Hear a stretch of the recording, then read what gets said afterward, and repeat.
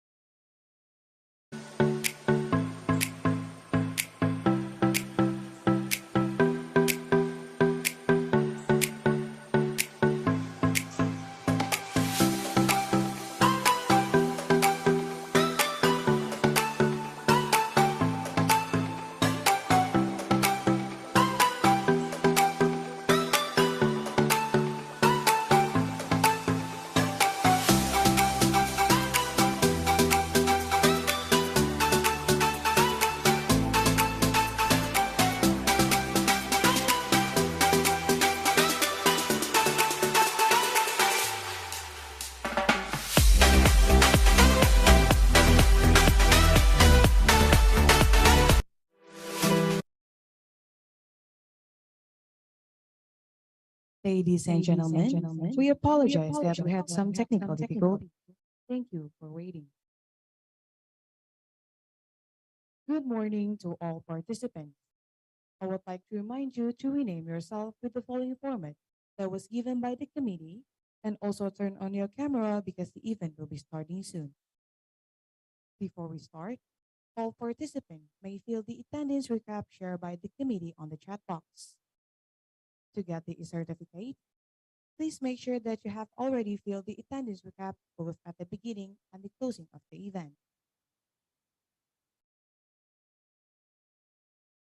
We also would like to express our greatest gratitude for our 9 media partners who helped our event, International Webinar SIL 2022, to be held successfully. Thank you for your partnership. Once again, I would like to kindly remind all the participants to please turn off your microphone and turn on your camera during the proceeding agendas. Thank you.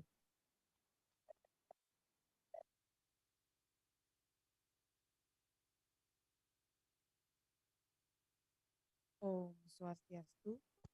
Assalamualaikum warahmatullahi wabarakatuh. Shalom. Nama Budaya. May peace be upon us. Good morning, ladies and gentlemen. Welcome to the International Webinar SIL 2022. Before we start the main event, allow me to introduce myself. My name is Gita Stawa, and it's an honor for me to be the Master of Ceremony on our event today, August 27, 2022, at International Webinar SIL 2022, with the theme, Managing Hazardous Waste, How to Practice in International Perspective.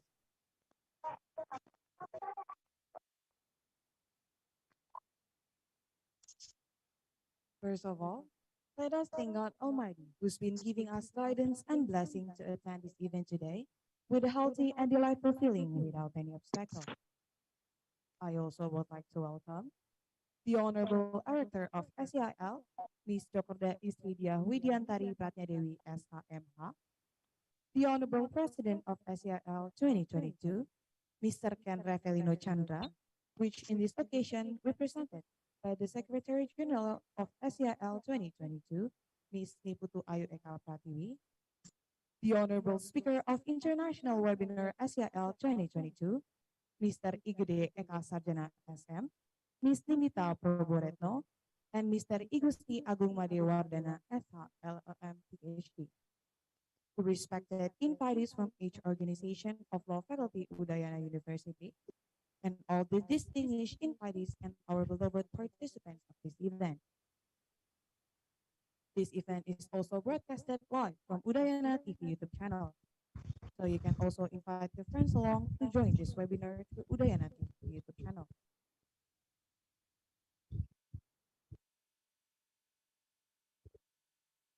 Before we officially start this event, there are terms of conduct that the participants have to abide by completely.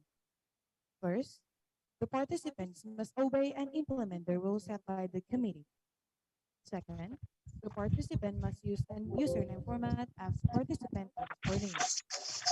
Third, participants must dress and behave politely. Fourth, participants are required to turn on their camera and use the virtual background during the event. Fifth, participants are expected to mute their microphone excluded on the Q&A session. And sixth, the certificate will be given if the participants have filled the first and the second attendance link.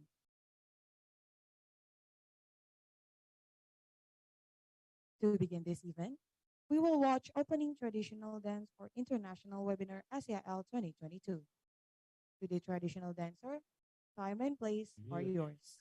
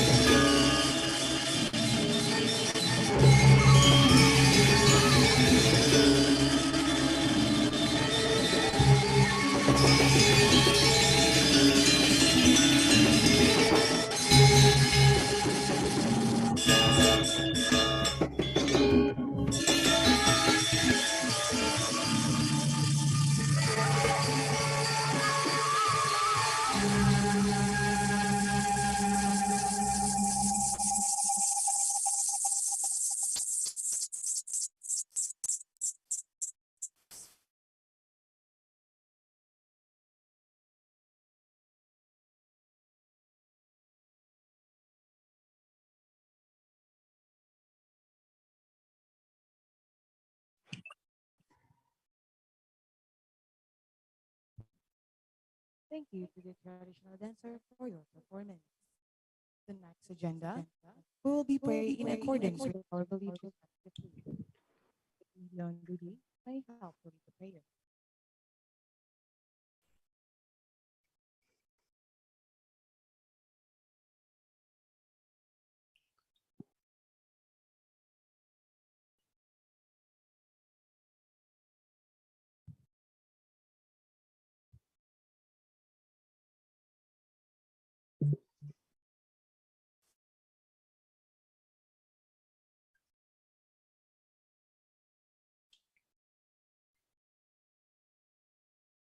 Let me recite the prayer according to Hinduism.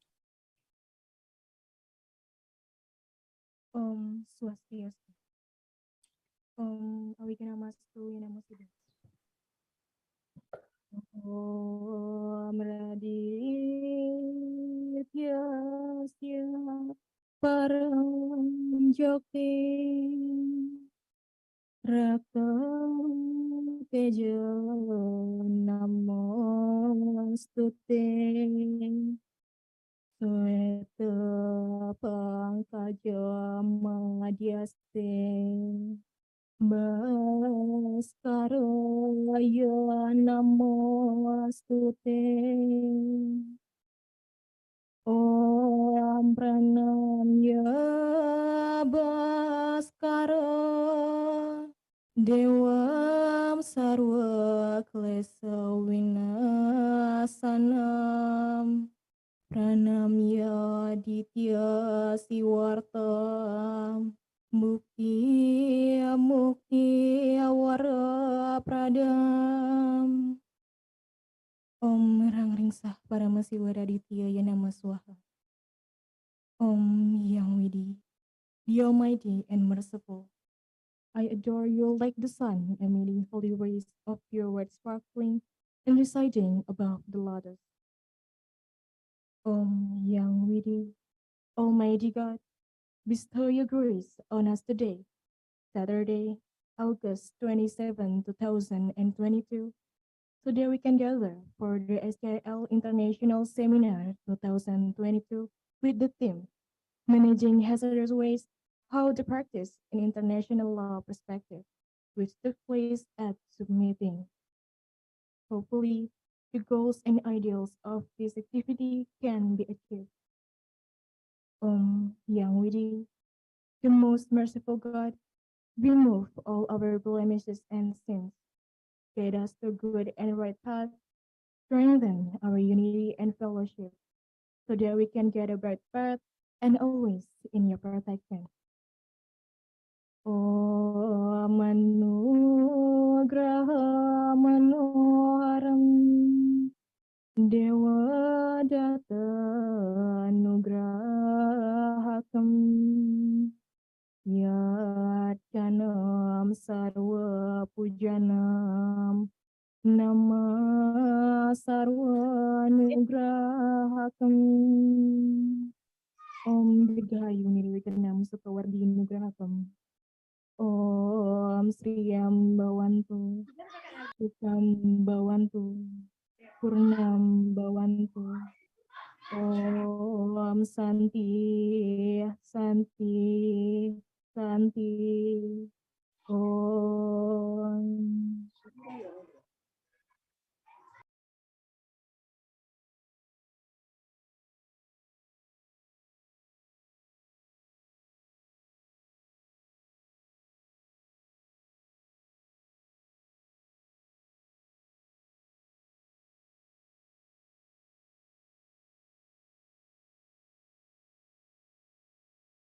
Thank you to the committee who led the prayer. Moving on to the next agenda is to sing the national anthem of Indonesia, Indonesia Raya.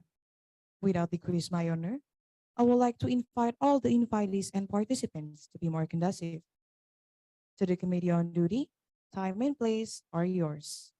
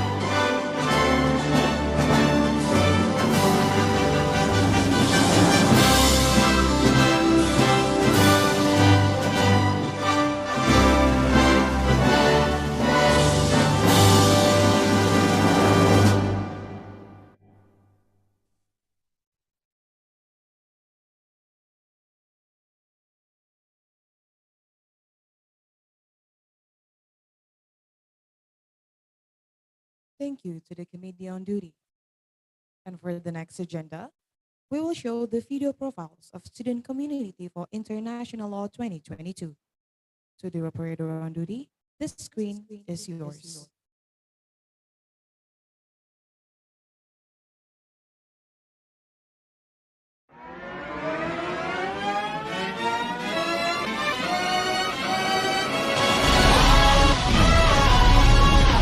Ladies and gents, this is the moment you've waited for.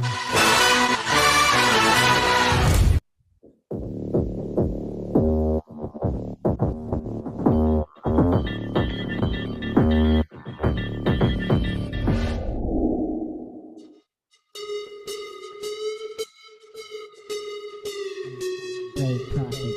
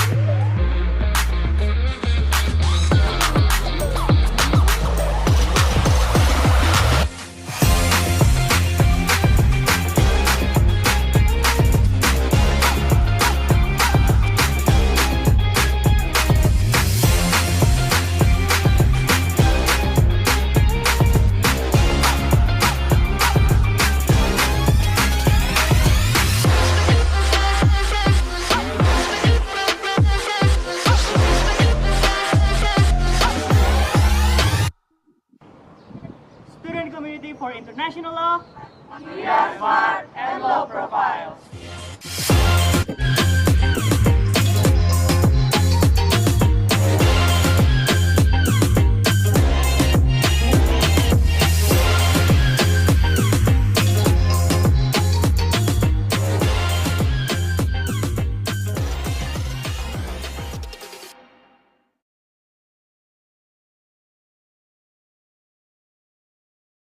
Thank you to the operator. The next agenda continues with a report from the Project Officer of International Webinar SCIL 2022. To Mr. Abdiel Wijaya Fanuni, time and place are yours.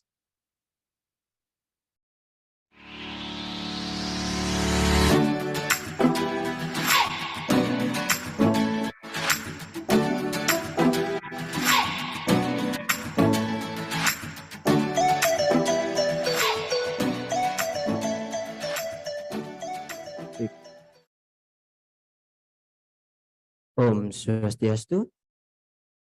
Assalamualaikum warahmatullahi wabarakatuh. Shalom. Nama budaya and may peace be upon us. First thing first, I would thanks to God Almighty because His grace we can gather and hold this event, International Webinar SCIL 2022, with the theme Managing Heroes Ways, how the practice in international law perspective on Saturday, August 27, 2022. Let me introduce myself. My name is Abdul Wijaya Fanoni.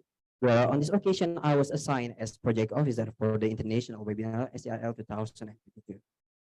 Ladies and gentlemen, the International Webinar 2022 is a webinar that presents material session and exchange of information in two directions, which can later become additional insight and provision for all of the participants in preparing for a brilliant future. Participants in this activity were open to the entire interstate academic community and general participant. As for our great speaker who will present materials and setting session today, namely, first, Mr. Igede Eka Sarjana, SILLM PhD. Second, Ms. Nindita Proberetno. Third, Mr. Igusti Agung Madewardana, SHLLM PhD. With very useful material and sharing session, I hope all the participants will be able to achieve insight and knowledge about the material, especially for managing hazardous waste in international perspective. In this regard, it is important to hold the International Webinar SCIL 2022 as a medium of discussion and intelligence for students and the wider community. Ladies and gentlemen, to conclude this report, I would like to express my deepest appreciation to the committees for their effort to prepare this webinar as well as possible. However, I apologize if even the implementation of the international webinar still in 2022, there are still things that are not pleasing to all of you. So many things that I can convey as the project officer of this event. I hope everything will be going well and without any obstacles. For that, I thank you and apologize if during the submission of this report there were any mistakes that were not pleasing. Last but not least, I would close my report with Paramasanti. Om Santi, Santi, Santi Om. Wassalamualaikum warahmatullahi wabarakatuh. Shalom. Nama budaya and may peace be upon us. Student community for international law. We are smart and law provide. Thank you.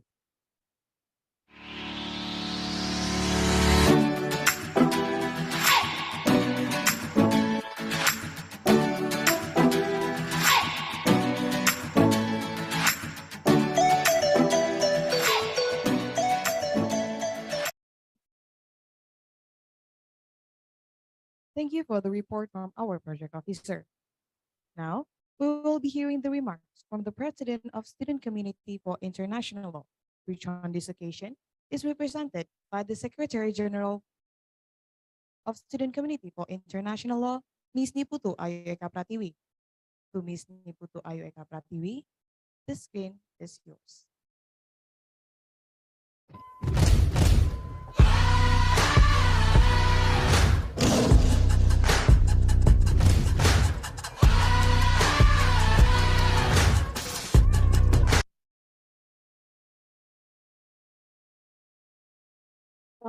Swastiastu. Assalamualaikum warahmatullahi wabarakatuh. Shalom, Namo Buddhaya. May peace be upon us. The Honorable Vice Dean of Faculty of Law, Udayana University, Mr. Dr. Imadi Sarjana, SIMH, the Honorable Advancing Lecturer of SCIL, Ms. Chokarda Istridia Widyantari Pratnya Dewi, SIMH, and the Honorable for the Speaker of International Webinar SCIL 2022, Mr. Igede Sarjana SLM PhD, and also Ms. Nindita Proboratno. And lastly, and the last speaker is Mr. Igusti Agung Madewardana. And also the Honorable of the Chairman of Student Executive Board, Chairman of the Representation Council, and Chairman of all the student activity units within the Faculty of Law, Udayana University, and the Honorable of the President of Student Community outside of the Faculty of Law, Udayana University, or those who represent that I cannot mention one by one. And lastly, the Honorable, my beloved SCIL Functionaries Board, Committee Board of International Webinar SCIL 2022, along with all the participants who attend to this event. First of all, I would like to express our gratitude toward the Almighty, whose blessing are always with SCIL webinar in this event. In today's seminar, we will learn how to managing hazardous waste in the practice under international law perspective. This issue has gained much traction in recent years as it impacts not just certain state or population, but moreover, it encompasses other environmental issue on the global scale. And the international webinar SAIL 2022 is proposed to first provide comprehensive understanding regarding hazardous waste management in international law perspective by inviting relevant and knowledge speaker with relevant to bring fresh and substantial perspective of the issue at hand. The second is raise awareness for the issue at hand to both academics and the public in general of the cruciality of this issue. And lastly, assisting students or public interest in the need of deep knowledge in the issue of the hazardous waste management in international perspective. Therefore, it is a great honor for a student committee for international law to be able to have a great speaker into this event. Accordingly, I apologize for all these shortcoming mistakes that might appear during this event, whether it's intentionally or unintentionally. Lastly, I would like to express my appreciation to the International Webinar Student Committee International Law 2022 Committee, and as well functionaries board in which they have given their best contribution and dedication holding this webinar. I think that's all that I can say. Allow to me to close my remarks with Prama Santi. Om Santi Santi Santi Om. Wassalamualaikum warahmatullahi wabarakatuh. Shalom. Namo Buddhaya. May peace be upon us. Student Committee for International Law, we are smart and low profile. Thank you.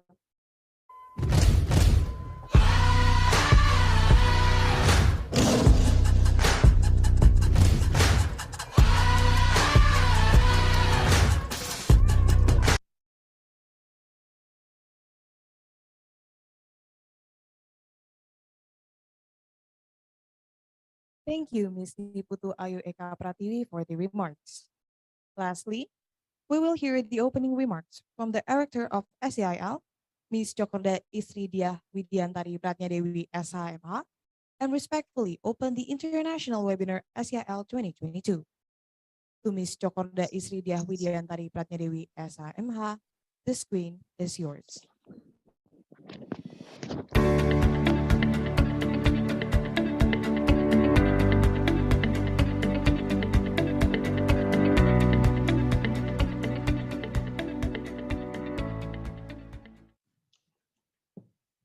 Okay, good morning.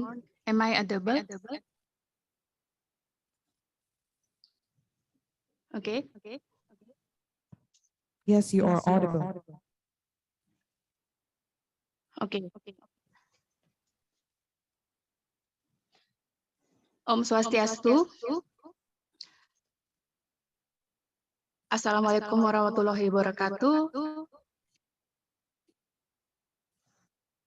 I'm sorry for the feedback. Oke, Namo Buddhaya, salam sejahtera, salam kebajikan, dan salam rahayu untuk kita semua. I'm so grateful for God Almighty because today, 27 August 2020, we can gather at SIARAN International Webinar 2020. Managing practice in international perspective.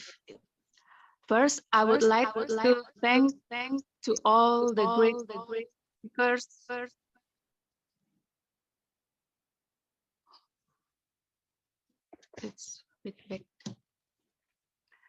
all the great speakers who are expert in this field. To Mr. Igede Eka Sarjana SHLLM PhD, Miss Nindita Proboretno, and Mr. Igusti Agung Made Wardana, SHLLM PhD. Thank you for the time to share thoughts and knowledges in this webinar. And thank you to President of SCIL and all the functionaries who attend this seminar.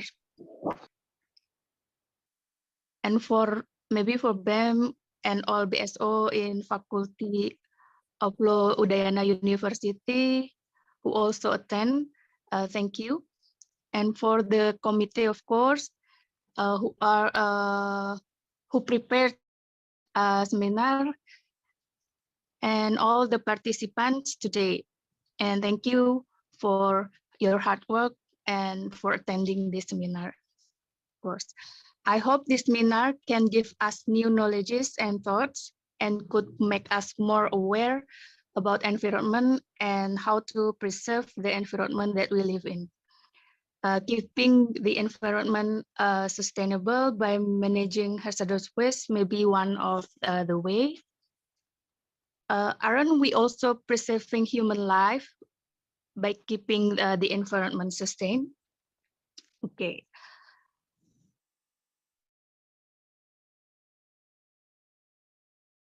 For the environment is human. Okay, I hope you all can use the seminar as your media for learning. And lastly, on behalf of Vice Dean, 3 Faculty of Law Udayana University, I'm officially opening this SCIL International Webinar 2022. Thank you. Om Santi Santi Santi Om. Wassalamualaikum warahmatullahi wabarakatuh. Shalom, namo buddhaya, salam sejahtera, salam kebajikan, dan salam rahayu bagi kita.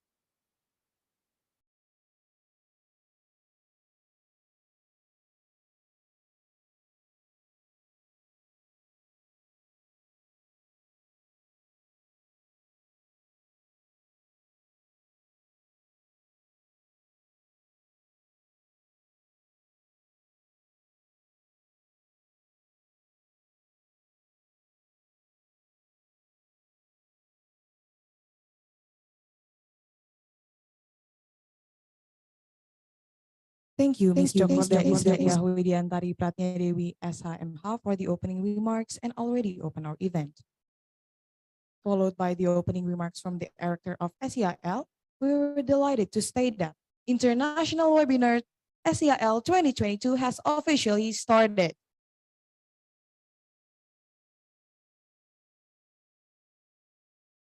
Without decrease my honor, for the honorable invitees who have other importance are allowed to leave the room. Thank you. We would like to remind the participants to mute their microphone and turn on the camera during the event. And I also would like to remind the participants to fill in the attendance recap on the link on the chat box. Thank you. For now, we will immediately move on to the lesson session, which will be guided by our excellent moderator. First thing first, let me introduce him through his CV. He is Ray Rajuman Jennifer Gibson Sitompul. He was born in Balikpapan on June 14, 2002. He was graduated from SMA Advent Balikpapan and continued his study at Faculty of Law Udayana University.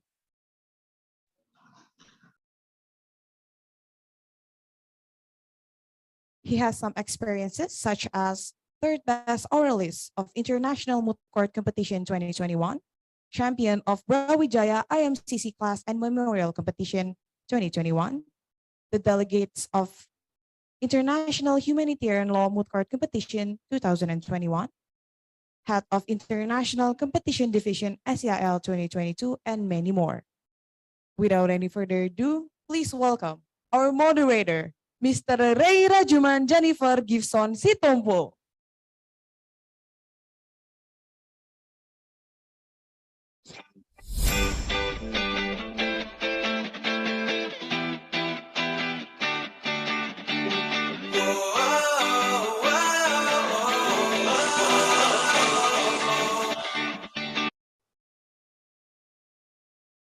To Mr. Ray Rajuman Jennifer Gibson Sitompo, time and place are yours.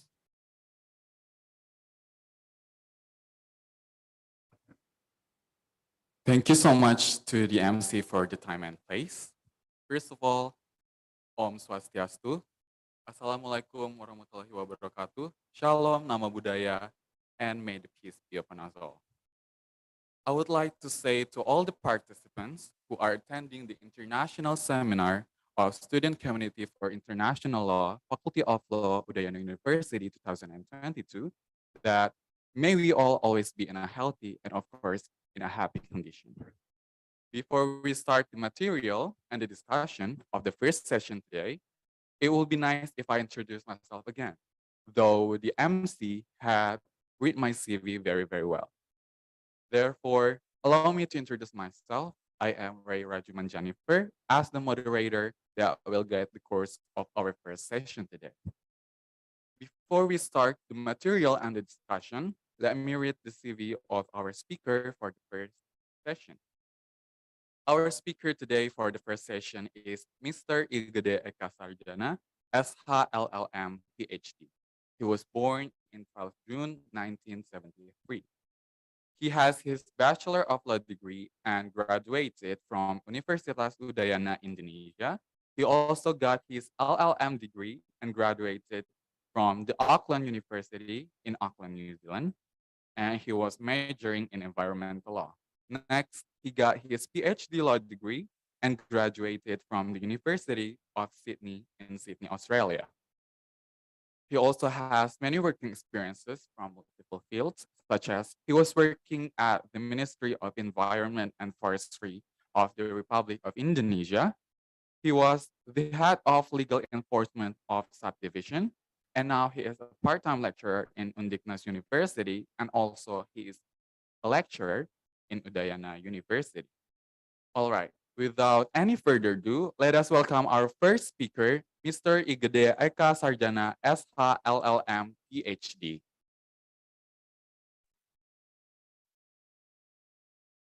Greetings, Mr. Sarjana.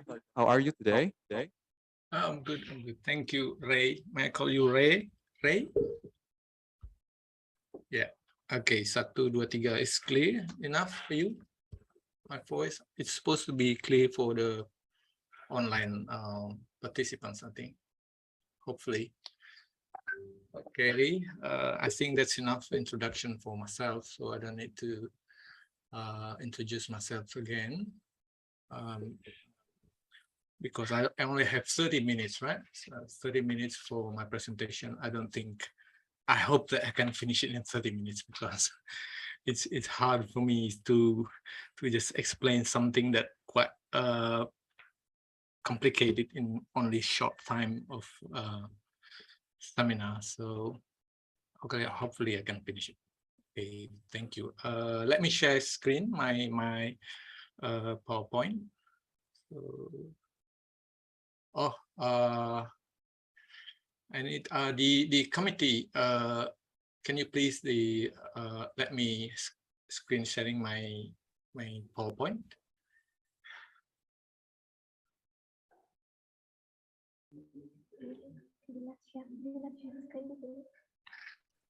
Hello.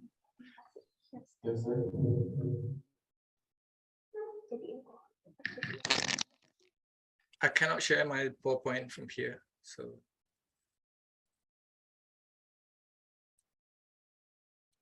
it says that host disable participant screen sharing. So you need the host to let me share screen.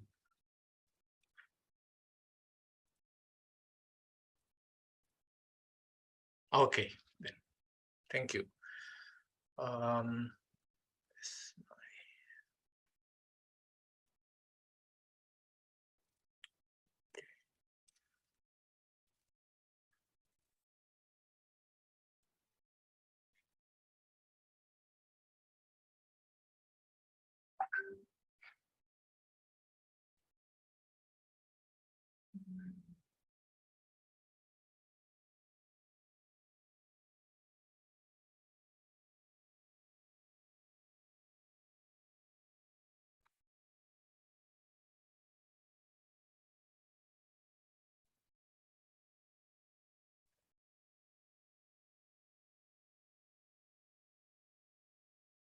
Okay, wait.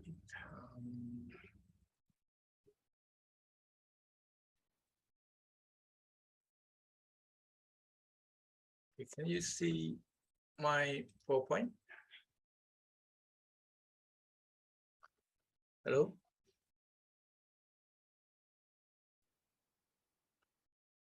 Hello? Hello, Mr. Ray.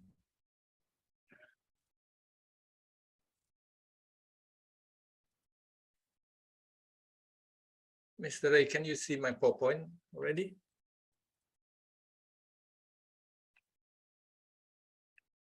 Wait.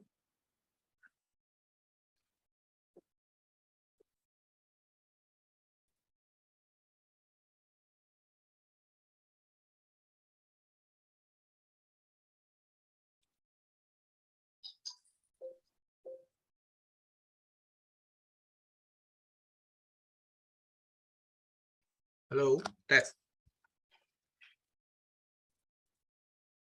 Mr. Moderator, Ray, can you hear me?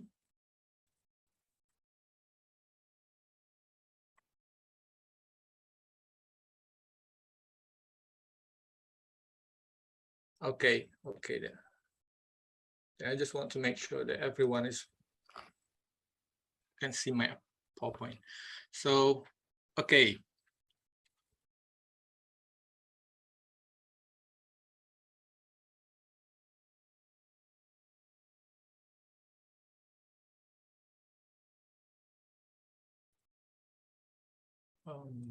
Wait.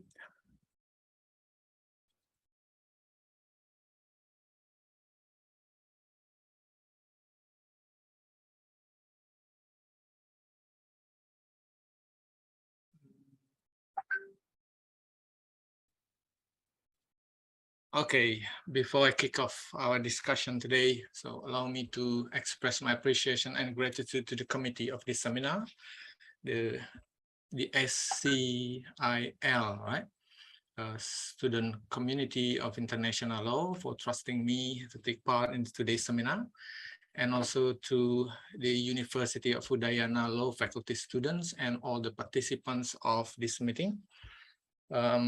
Congratulations for SCIL, well done and great job. So this is the second time I'm involved in this international seminar. So the first time is on 2019 before the pandemic. So that's why it was held in Jalan Bali campus offline.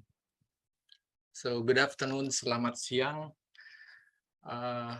Om Swastiastu, Assalamualaikum warahmatullahi wabarakatuh, Salam, salam kebajikan, namo budaya, salam sejahtera bagi kita semua, and of course salam sehat selalu.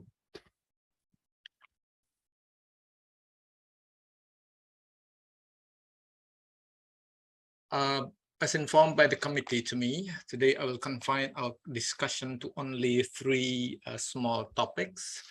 Definition and types of hazardous waste. Hazardous waste under international legal regime, and also dispute and practices. Hopefully 30 minutes will be enough to explain all these interesting materials and ignore the Spider-Man or the funny picture, because I think for my if someone asking that why Pak Eka use many annoying pictures, because for me learning something difficult, learning something complicated doesn't have to be in a stressful way, so it can be fun and funny too, so easier for us to understand what we learn. Okay, I will talk about hazardous waste, but more in the context of the regulation in international law and not in the technical aspect of chemistry, because I'm not a chemist for sure. So, and should you have any question regarding what I delivered today, I think we have time for discussion when I finish my presentation. Thank you. Give me a second.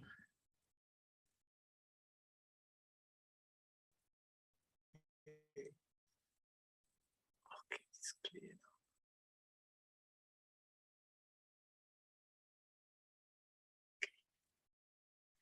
So I will start with a question.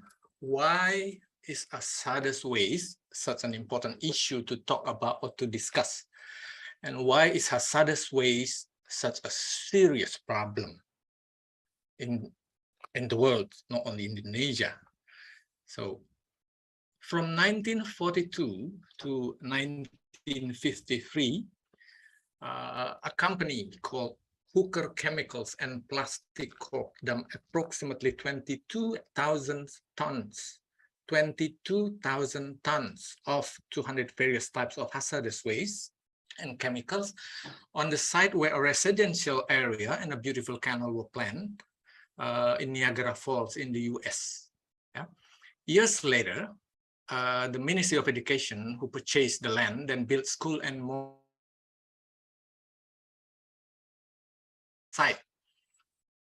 And as a result, in 1978, various public health complaints emerged. People began to be evacuated, especially pregnant women and young children. The New York State Department of Health declared the Love Canal, it doesn't mean love, cinta, no, it's based on a name of the person, William Love, the Love Canal problem as a health emergency for the state of New York. Hundreds of millions of dollars has been spent for the resettlement and cleaning of the contaminated land. Here is the dumping site, the pictures of dumping site you can imagine. So what does this tragedy want us to learn? Yeah, it shows us that the earth has the capacity to accommodate human generated waste, especially hazardous waste. Yeah. In general, hazardous waste is defined as a substance or material that, due to its nature or characteristic, can have harmful and adverse effects on human health and the environment. This waste is typically produced by manufacturers and other major industrial companies.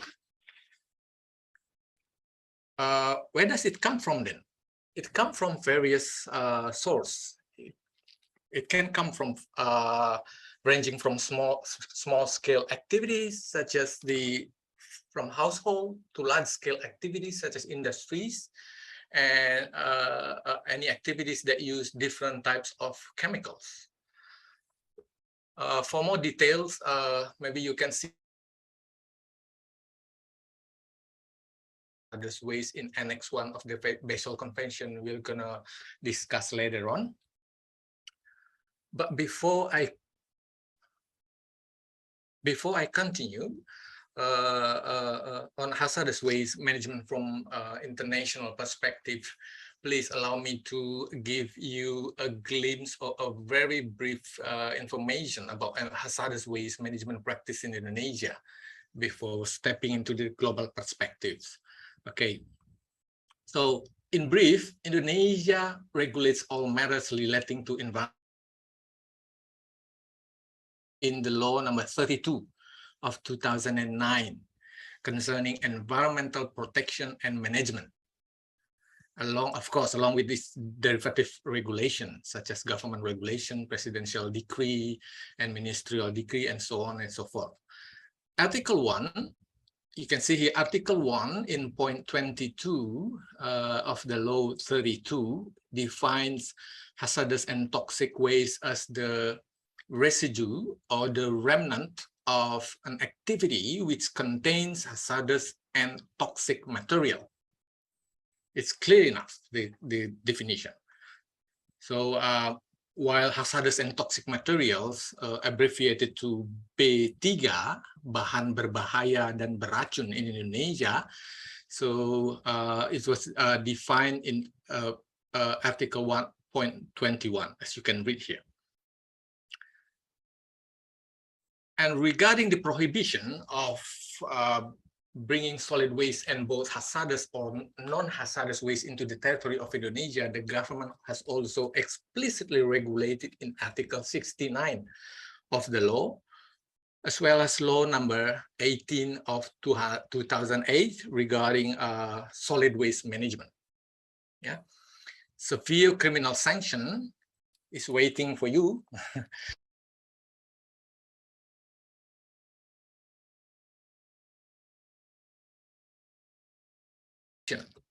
Of this regulation. Yeah, and you might have heard about the case Minamata case in Japan. Yeah, you might have learned about Minamata case, especially for you, the international law students. It's quite familiar with Minamata case in Japan. This one is in Indonesia. We call it Buyat Minahasa case in 2004. So the case is one of the most controversial cases related to hazardous waste in Indonesia. So which was allegedly or suspectedly polluted by heavy metals waste from mining activities run by an American company called Newmont Minahasa Raya Proprietary Limited, or PT Newmont Minahasa Raya, we call it Newmont only, a transnational or international gold mining company from Denver, United States. In 1996, Newmont started this production, dumping as much as 2,000 tons of tailing every day. 2,000 tons tailing every day into the seabed of Buyat Bay, transported through steel pipes along 10 kilometers away, I think, to the Buyat Bay. And after several years, as predicted, regardless of the link between the activities and the contamination of Buyat Bay, physical abnormalities found in number of fish. It is similar to what they found in some local people with lumps, neck, head, calf, wrist, and some other tumor-like symptoms. Yeah. Certain studies and laboratory tests, the judicial after the judicial process declared that the Newmont was not guilty in this case. Although in the beginning of the case, government and related parties claimed that the highest concentration of heavy metals was found in the location around the tailing disposal of Newmont. Sorry.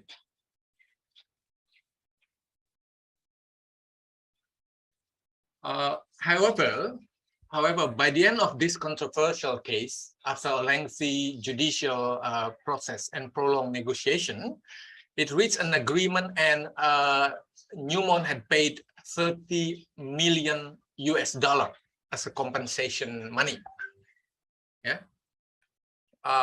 Hopefully there will be no more cases like this again in the future, hopefully, especially in Indonesia. Okay, that's enough for the practice in Indonesia. Now we continue our journey to general classification and characteristics of hazardous waste. Yeah. However, due to time constraint,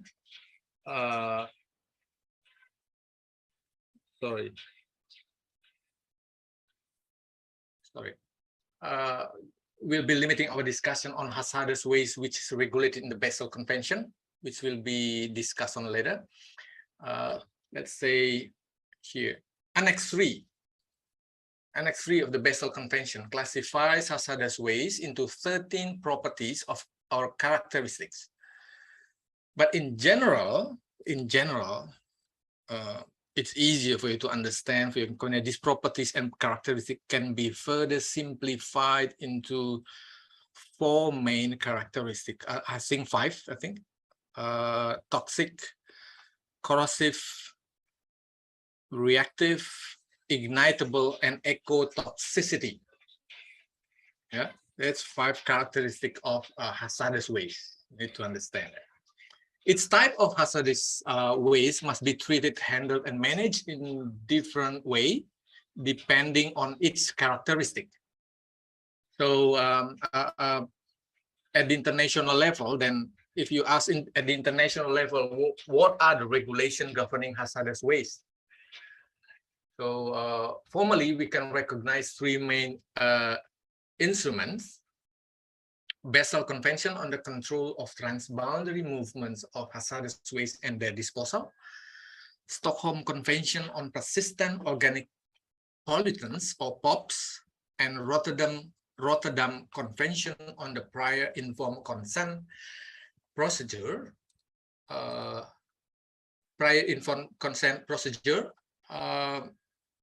for certain hazardous waste, chemicals, and pesticides. Oh, it's quite a long name. In addition to these international instruments, there's also a regional instrument, namely the Bamako Convention on the ban of the import, but this is for African region only. So that's why we are not going to discuss this in this forum. This Bamako Convention is triggered by discomfort or experienced by African countries over the rampant shipping of illegal hazardous waste by developed countries into Africa. So, Stockholm Convention on POPs is an international treaty signed and agreed in 2001. And entered into force in 2004, aims to protect human health and the environment from the effects of POPs, persistent organic pollutants. Yeah. So why POPs? So because they are toxic, they have to accumulate in unhealthy quantities to human and animals. They are stable and resistant to natural breakdown. They can be transported over long distance through the atmosphere and oceans. So this is the main objective of the Stockholm Convention on Persistent Organic Pollutants. The second one is the Rotterdam Convention. Rotterdam Convention signed in 1998. It's an international agreement that focuses on the process of exchanging information related to restricted and severe hazardous waste, hazardous chemicals, not waste, hazardous chemicals.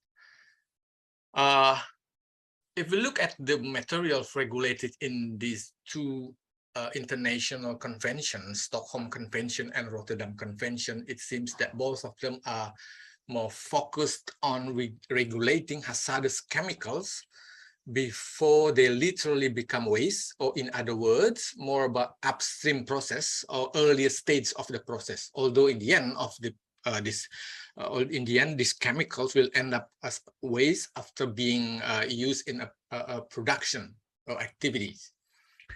And the star of course, the star of our discussion is, of course, the Basel Convention 1989.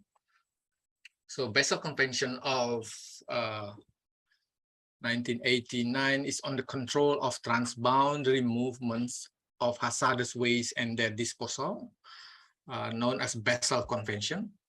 It's a multilateral agreement negotiated under the United Nations Environment Program, or UNEP, to reduce the movements of hazardous waste between nations, and especially specifically to prevent transfer of hazardous waste from developed to less developed countries, or LDCs. Yeah. So in reality, this is the main objective. So in reality, if you ask what global problem then the Basel Convention originally designed to address. So the convention was designed to deal with uncontrolled movement and dumping of hazardous waste, including incidents of illegal dumping in developing nations by companies from developed countries. Yeah, the Basel Convention is one of the important instruments in the prevention of environmental crimes and health in the international arena. This has also become the embryo of other smaller regional settings, such as the Bamako Convention, as I mentioned before, in Africa, and the Waigani Convention in the South Pacific region. And this convention is considered the first attempt to establish an agreement on global standards for hazardous waste, including the trade and disposal of toxic waste. Yeah. And this is just the annexes of Basel Convention, Annex 1 to Annex 9. Or maybe you can read the detail by yourself on your spare time. Yeah, the Annexes 1 to 9, it's quite complicated if I discuss all the annex here. Or maybe if for you, those who like to play TikTok or Instagram, you can make an interesting content about the Basel Convention one day. Who knows? Yeah. Okay, Basel Convention has two pillars. Yeah. The first pillar is it regulates the transboundary movement of hazardous and other waste. The transboundary movement. Second pillar is it obliges its parties to ensure that hazardous and other waste are managed and disposed of in an environmentally sound manner or practices. Yeah. What is interesting for me is one of the objectives of this convention, which is quite specific in protecting developing countries or less developed countries or poor countries, whatever we can call the countries with less developed, from the dangers. So the LDCs from the dangers posed by the shipment of hazardous waste that doesn't comply with the provision of the Basel Convention.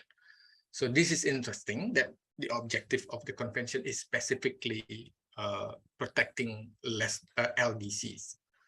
Annex 1 here, you can see the Annex 1 contain information on 18 streams of waste, Y1 to Y18, to be controlled, waste to be controlled, including waste from hospital activities, medicine, drugs, and certain industries. Yeah, and Annex 2 of the convention regulates categories of waste requiring special consideration. Yeah, requiring special consideration. So what's new under at the Basel then?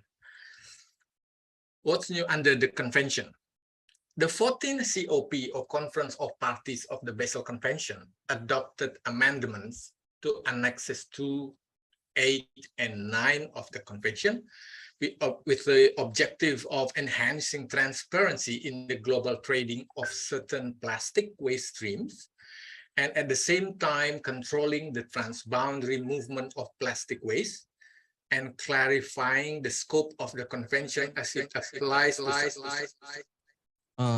Your time, only 10 minutes left for the material presentation. Thank you. Yeah, you have to be quick then. Thank you, Ray. Until the last COP, COP 13, solid plastic waste were categorized as non-hazardous waste, meaning they fell out of the convention scope and could even be considered non-waste. Yeah. So the amendment to Annex 8 to insertion of the new entry A3210 clarifies the scope of plastic waste presumed to be hazardous and therefore subject to PIC procedure, prior informed consent procedure. So meanwhile, the amendment to Annex 9 confirms that several plastic groups are included in non-hazardous waste category. The most drastic change brought on by the amendments are trade restriction for non-party members, because under the previous provision of the convention, parties were able to conduct plastic waste transaction with non-parties of the convention. The new amendment prohibits parties to the convention from trading certain plastics, plastic waste and scraps with non-parties. So there's a restriction for the non-parties member.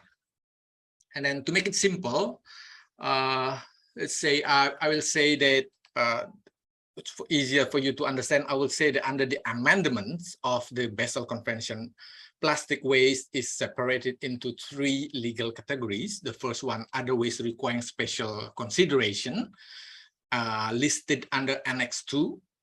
Secondly, the hazardous waste, plastic, listed under Annex 8. And the third one, non-hazardous waste, plastics, listed under Annex 9. So this, of course, this is quite complicated here to understand, because what is involved here is not only our knowledge of international law, but also understanding of various chemical, technical jargons, which are sometimes tricky for us to understand as legal persons. Yeah. Okay. This is the Annex 1, Annex 8, Annex 9, and then this is the important point that Indonesia has ratified the Basel Convention through Presidential Decree number 61 of year 1993, and accept the amendment of the convention through Presidential Regulation number 47 of 2005. Yeah. Oh, time so fast.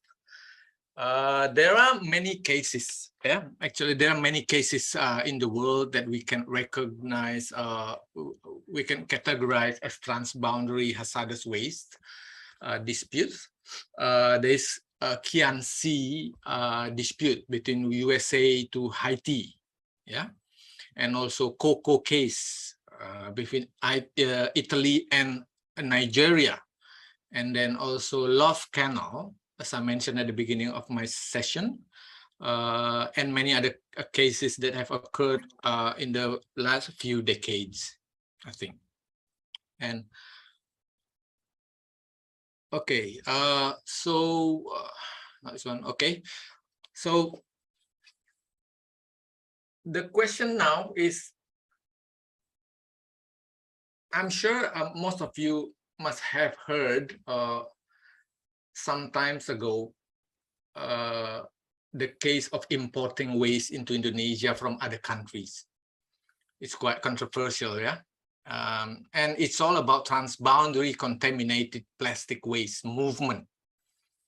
In the case of waste trading, in reality, the question that often asked and discussed among government and entrepreneur, especially from industrialized countries, is what to do with millions of tons of trash or garbage every year that nobody wanted. What to do with tons, millions of tons of garbage? Maybe the answer may be easy before 1992, before the Basel Convention. Easy, send it offshore to countries with less sensitive environmental regulation, or in other words, to countries where most of the officials put economic above all. Yeah, that's easy. But how? Recycling. What about recycling?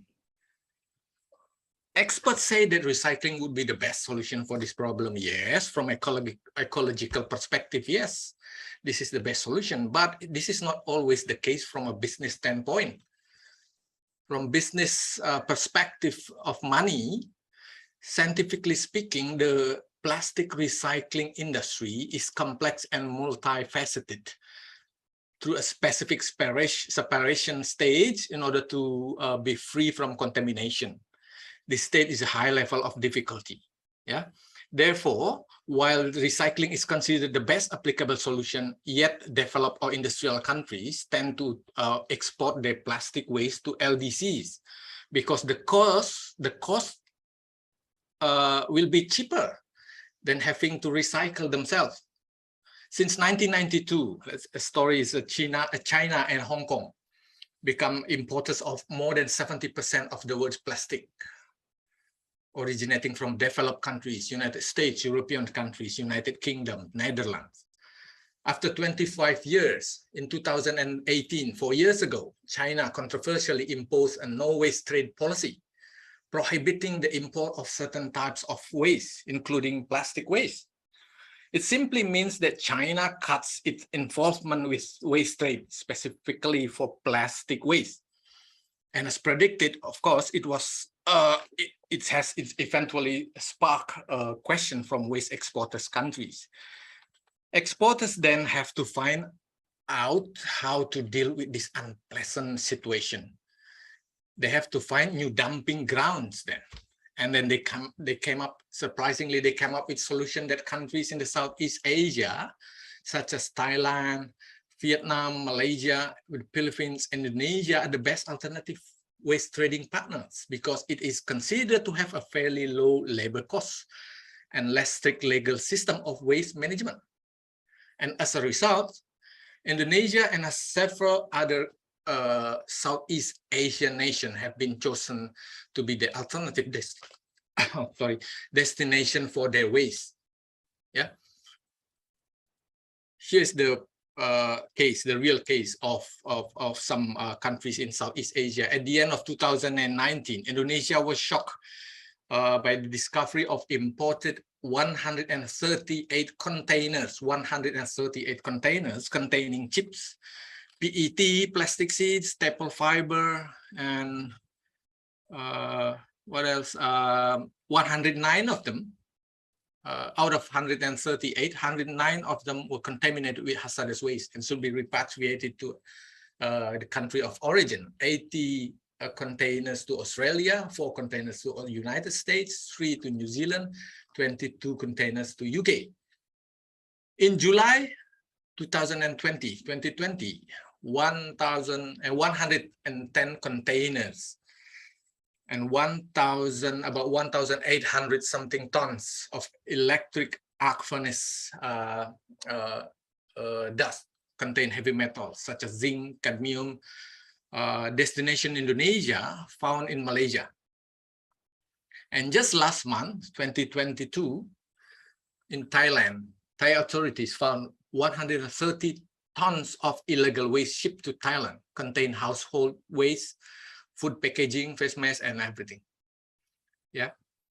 And then between 2017, 2018, Sri Lanka too found 242 containers contain mixed illegal waste, including medical waste such as rags, bandage, and body parts from mortuaries. In Sri Lanka. And after 2 years court battle, then now it's in the process of repatriation back to the origin country. So in 2020, the Indonesia government seized 107 containers of industrial raw materials containing toxic and hazardous waste, or B3, from Britain, the United States, New Zealand, Australia, and 79 of them have been shipped back to the origin countries. A study from Greenpeace Southeast Asia, or GPSEA, found that the Asian region in particular is already answered. Okay, 2 minutes. Okay, 2 minutes. Sum up. Experience 171% of surge of plastic waste. Yeah. And to sum up, if you remember my question at the beginning of my presentation asking why is hazardous waste such an important issue to discuss, yeah, based on our discussion today, the answer is because improper management of hazardous waste, especially when it dumped indiscriminately, it led to poisoned land, polluted water, dirty air, which resulted in severe health problems. Yeah. because it can cause loss of life, material damage, fire, disability, death, explosion, environmental damage, soil and air pollution, etc., and so on and so forth. I think that's enough because it's too short for me to explain everything in 30 minutes. Hopefully they can give you an insight or knowledge about hazardous waste practice in the world. And I apologize if there's something inconvenience during my presentation. So thank you very much for your attention. Good afternoon. Thank you, Om Santi, Santi, Santi Om. Thank you so much to Mr. Sarjana. We're truly sorry for the time limit. Thank you so much for the material that has been given to us. It was a very, very insightful and interesting session indeed. So now we will move on to the question and answer session. And I will choose 3 participants to ask questions to Mr. Sarjana. Participants can ask questions by writing their name and permission to ask through the Zoom chat box. To the selected participant, you may unmute your mic and ask directly to Mr. Sarjana. Or to the participant, you may type writing your question to the chat box and I will read it through.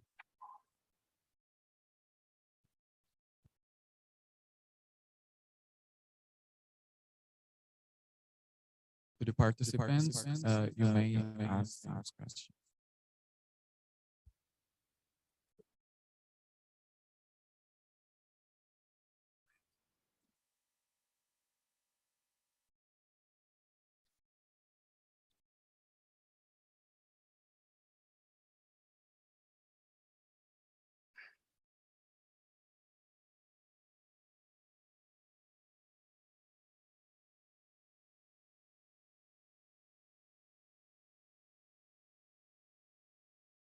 To the participants, may ask some questions to Mr. Sarjana. Or, sir, I want to ask one question. At the time of COVID-19, along with the increase in COVID-19 patients in hospitals, first, it was directly the increase in medical waste. As we know that medical waste from COVID-19 is dangerous if thrown away, then where does this COVID-19 medical waste go? Thank you, sir. What's the question? Where does this COVID-19 medical waste go? Okay. Where all the medical waste go? Okay. Should I answer now or wait for the question now? Okay, now. Yes. Okay.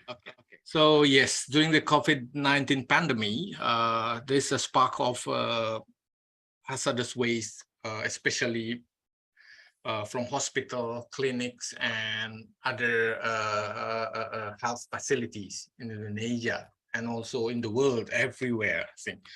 Let's say in Indonesia, and then where's the masker? Let's say maskers, face masks, and then what else? Antigen test kit and protection clothes, yeah, and then syringe and then bandage and everything, including for me, including tissue paper. If you use tissue paper for you during the pandemic, let's say now, even if there's no pandemic, even if there's no COVID-19 pandemic, the tissue paper you use to wipe your body liquid, that's considered as hazardous waste for me. Yeah, for my opinion. This is from my opinion. I don't know the expert says what they say about that. So for me, why? Because it's not only about COVID-19. Let's say if you have other diseases, like contagious diseases, like what we call it, who can easily transmitted to other people, and you wipe your body liquid by the tissue paper, and then you put your tissue paper into a normal waste garbage bins, and then the officer, let's say the waste collectors, and then they grab your tissue paper with your body liquid, and then they wipe her or his face. They're going to be contaminated with your virus or bacteria if you have that. So not only COVID-19, but during the COVID-19, yes, there's a very steep accumulation of medical waste. And where does it go then? Theoretically, again, ideally, the medical waste should be incinerated, should be burned. Yeah, we have an incinerator, special incinerator to incinerate the medical waste in the hospital facility. That's the condition of a good hospital. We are not saying about what about the hospital in a very remote area, suburb and everything. The ideal, we are talking about the ideal situation, ideal condition of a hospital. There has to be a incinerator to incinerate, yeah, to distinguish all the, to extinguish all the bandage, syringe,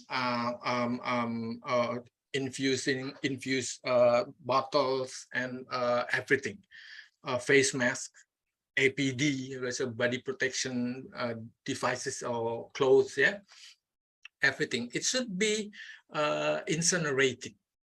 That's theoretically, but in practice, you know, in practice we can find face mask everywhere, on the street, on the ditch, yeah, on the river. That's because of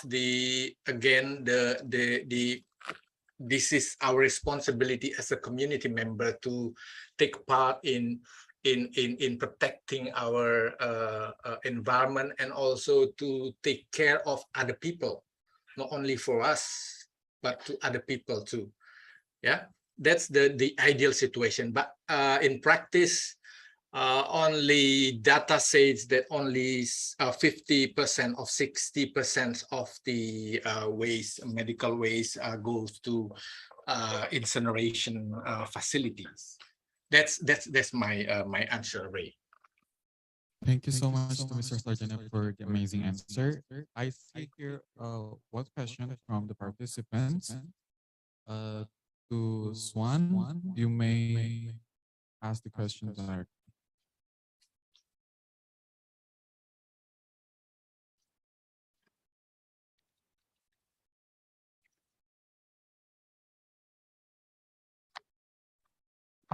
Thank you, Ray, and respectful speaker. Am I audible? Okay, thank you for the time. I would like to ask some question. Firstly, what is the benchmark of an action in the environment of the oceans and the prevention that can be a limit of an environmental case? Thank you. Sorry, Ray, can you repeat the question again? It's quite echoing for me, so it's not clear for the voice. It's not clear for me to hear. Okay, sir. So the question is, what is the benchmark of an action in the environment on the precaution and the prevention that can be a limit of an environmental case? So the benchmark of the benchmark. Okay. Thank you for the question. Swan? What's your name again? Swan? Yeah. Yeah, Swan. Thank you for the question, Swan. That's a very good question. So the limit, the benchmark of the or the standard for, let's say, if you mean by what's the standard by to say that this environment has been polluted or has been degraded. Yeah. So the answer for that question is we have in Indonesia we call it the baku mutu, the standard, yeah, the supporting capacity and what we call it daya dukung and daya tampung lingkungan, yeah, supporting capacity of the environment. Internationally, yes, we have that kind of standard, the supporting capacity for of the environment of certain types of activities. We have also the precautionary principle, yeah, the precautionary principle and the principle of preventive action. If you learn about environmental law, it's specifically regulated there in environmental law that we have a precautionary principle to prevent from certain unpredictable consequences of any activities. Yeah, it's a bit complicated for me to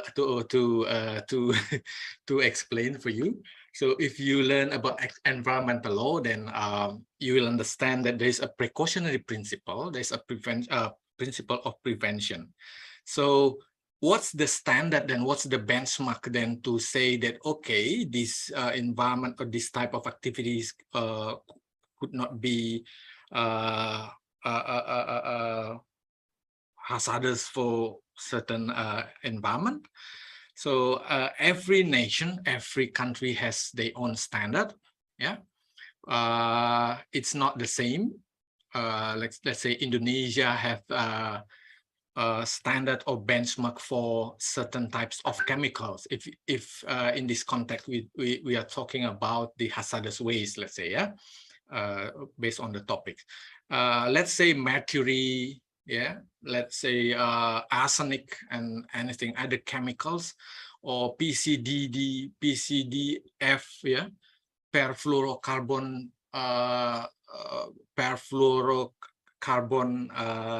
paradioxin and everything, something like that. So there's a specific standard numbers that could not be exceeded for an activity. Yeah. If you learn, then later on there's a certain standard. I cannot explain here because it's too long to explain in what's the standard or the benchmark of the something that it can be dangerous. You can say this is dangerous. This can be degradable to a certain environment, or to give adverse effects to environment and also to human. So there's a certain standards, but there's certain numbers of that. Yeah. So yeah, hopefully that answer your question. So it's a bit complicated to understand if I explain it to you now. It's due to time constraints, so we can discuss it later on with me. Yeah, there's a certain standards of that. So it's a very scientific knowledge, scientifically. Yeah. Okay, Swan, thank you for the question. So here in the chat box, we have one more questions from Nadine. So the question is, can the state be responsible if an unrelated company from the same country made a mistake outside the knowledge of the respective country? For example, mining in another country. Who will be responsible for that action? Okay. Thank you. If you learned international environmental law, you must have heard about the case,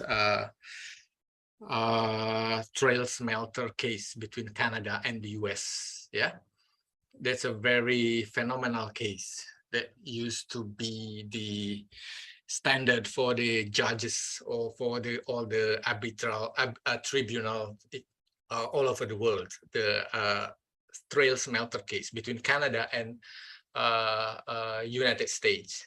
At that time, so let's say someone burn. Okay, let's say we use Indonesia.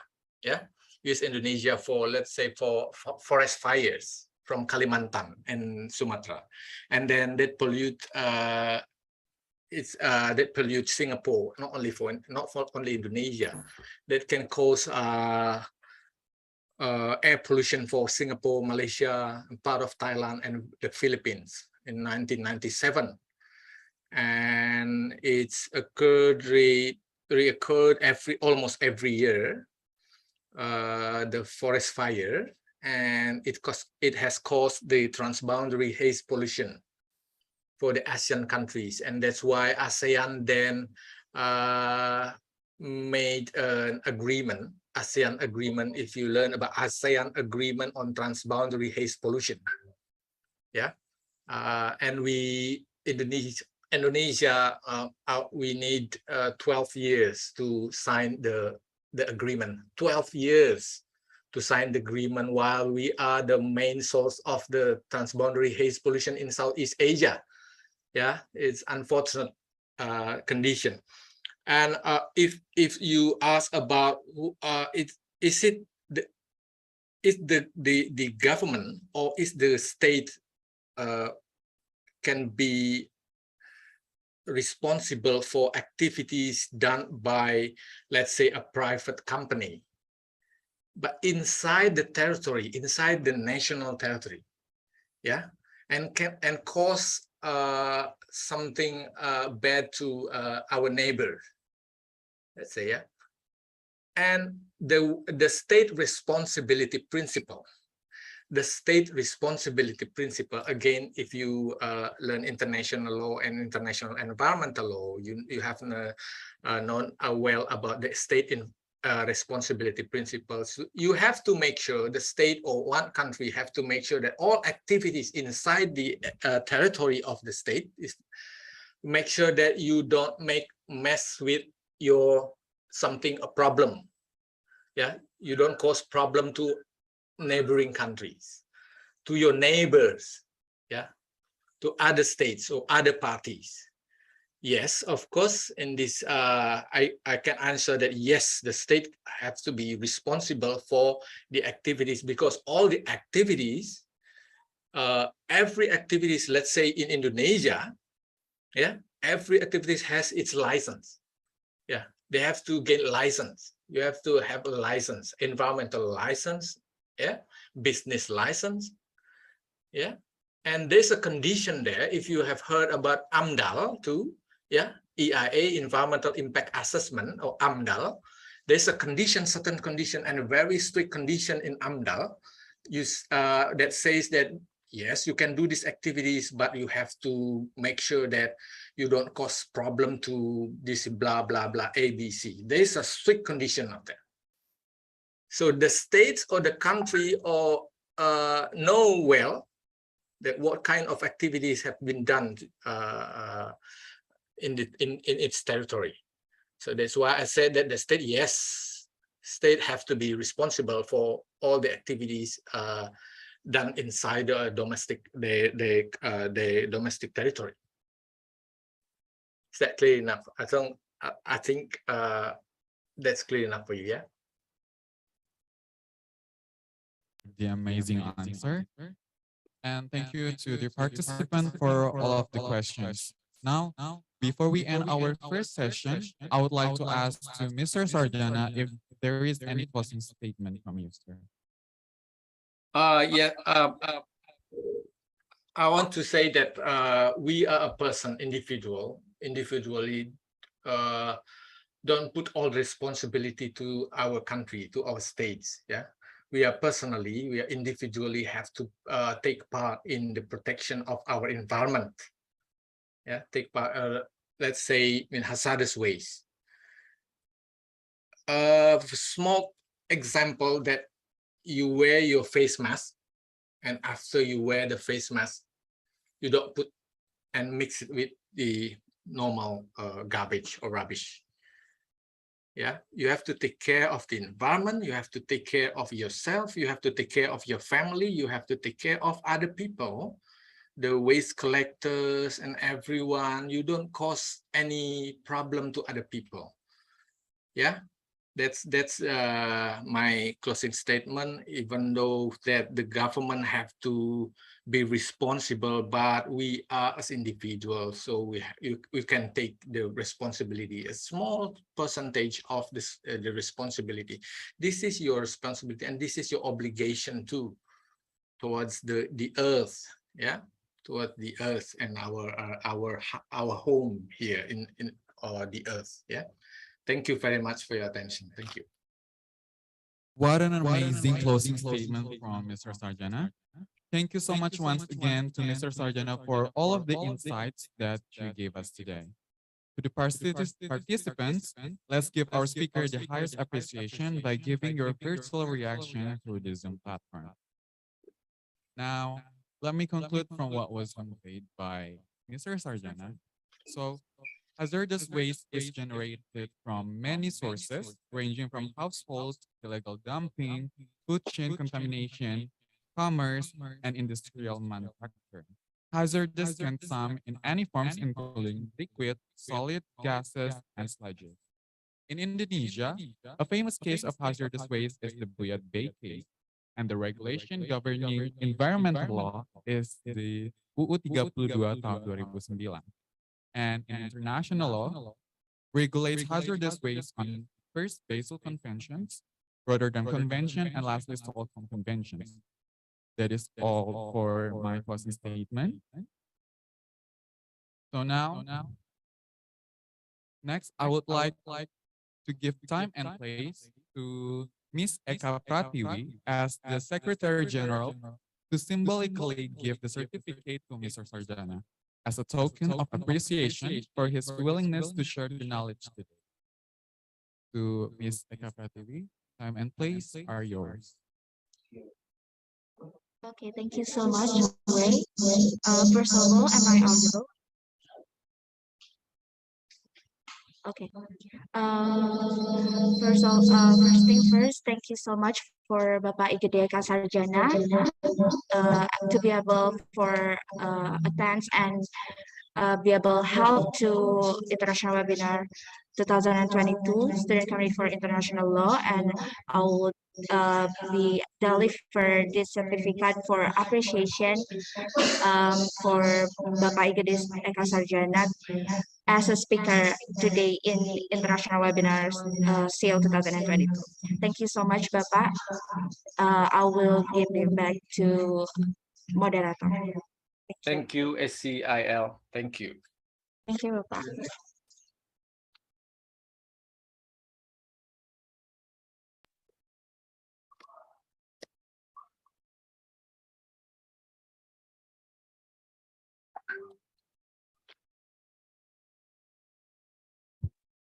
For the next agenda, let us take a photo with Ms. Eka Pratiwi and also Mr. Sarjana. For the committee, please do the honor. And the cue is on me. In 3, 2, 1. Once again, 3, 2, 1. Okay. Thank you so much. Once again, we thank you very much to Mr. Sarjana for the material that us. I hope that the material can be useful for all of us. The end of our first session, I am Ray with a heavy heart have to withdraw from today's international seminar of Student Community for International Law 2022. I am very delighted and honored to be able to lead the first session of this event. I would also like to thank to all the committees for this wonderful experience, both for me and also for the amazing participants. For the next agenda, I will return it to the MC. Thank you and have a great day ahead to all of you.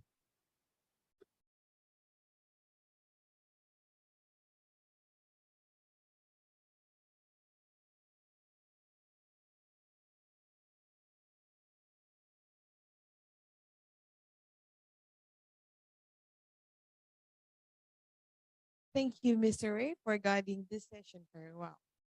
Next, we would like to give a certificate of appreciation to our moderator. The certificate of appreciation will be given by Ms. Komang Satitriana Weda as Head of External Affairs and Ms. Putu Margareta Valencia Divayanti as Deputy Head of External Affairs. To the audience we mentioned above, time and place are yours.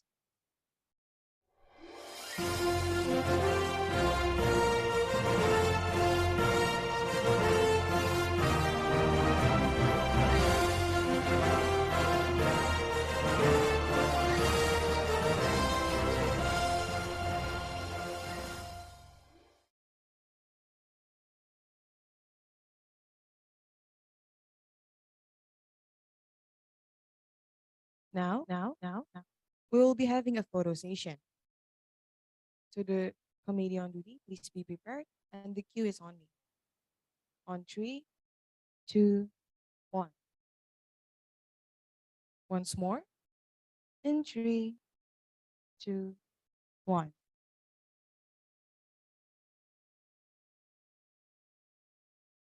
Thank you for Ms. Komang Satitriana Weda and Ms. Putu Margareta Valencia Divayanti for giving the certificate of appreciation to our moderator. You are pleased to return to the place provided.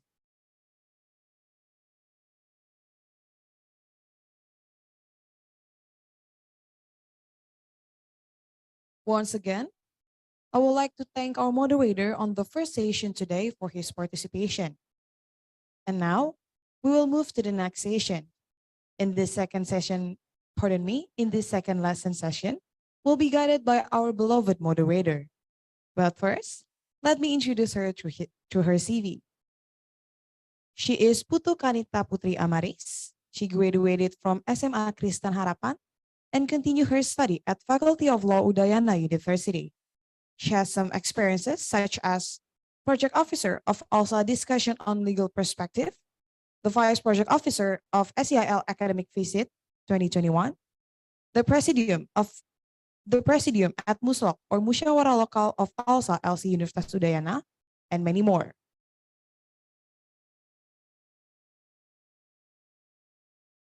She also has some organizational experiences such as staff of law development in ALSA LC Universitas Udayana, staff of academic division in SCIL Universitas Udayana, and the head of research division of SCIL Universitas Udayana. And she received honors and awards such as Spirit of the Mood, International Moot Court Competition or IMCT, participant at ALSA Law Student Association or ALSA Speak Up, and delegates of Second Best Respondent Memorial Felicity Gisep. Without any further ado, please welcome our moderator, Ms. Putu Kanita Putri Amaris.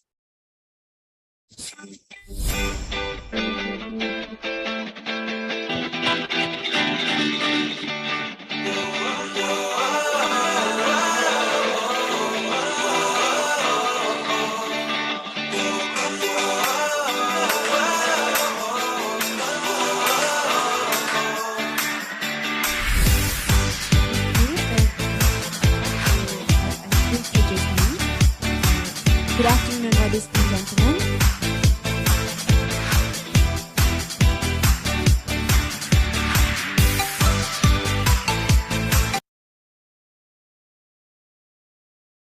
Good afternoon, ladies and gentlemen. Well, thank you for Miss Gita who has introduced me and read my CV very well. But as what Indonesian famous proverb has said, tak kenal maka tak sayang. So allow me to introduce myself and greet you all of them personally again. So my name is Kanita Amaris. I'm a student at Law Faculty of Udayana University. On today's agenda, I will be the moderator for the next 40 minutes. And I hope all the participants would follow the sessions very well and actively ask the questions to our amazing speaker and the end of the material presentations. May all of us will be happy and healthy together.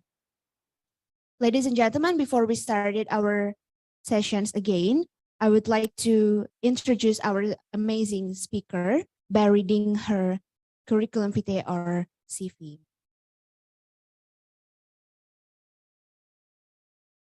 Our second speaker today is Miss Ninita Proberetno. She is the Officer Program of Zero Waste and Plastic in Nexus 3 Foundations. She has received her bachelor degree in Pajajaran University for Indonesian on Communication Studies in Public Relations Program. And she taken her master degree in International Development in Massey University, New Zealand. She has several employment experience in fields of managing environmental fields, such as first, she is the program officer of Zero Waste and Plastic in Nexus 3 Foundation from 2018 until present. And then she is also national coordinator Alliance Zero Waste Indonesia from 2019 until now. And then she is also senior administrative assistant to Deputy Managing Director of IMF, Mr. Mitsuhiro Furusawa annual meetings, International Monetary Fund, and World Bank Group in 2018. Several achievements from her also: first Australian Awards Indonesia in 2021, and also New Zealand Asian Scholarship in 2016. All right, ladies and gentlemen, without any further ado, let's welcome our second speakers today, Ms. Nindita Probaritno.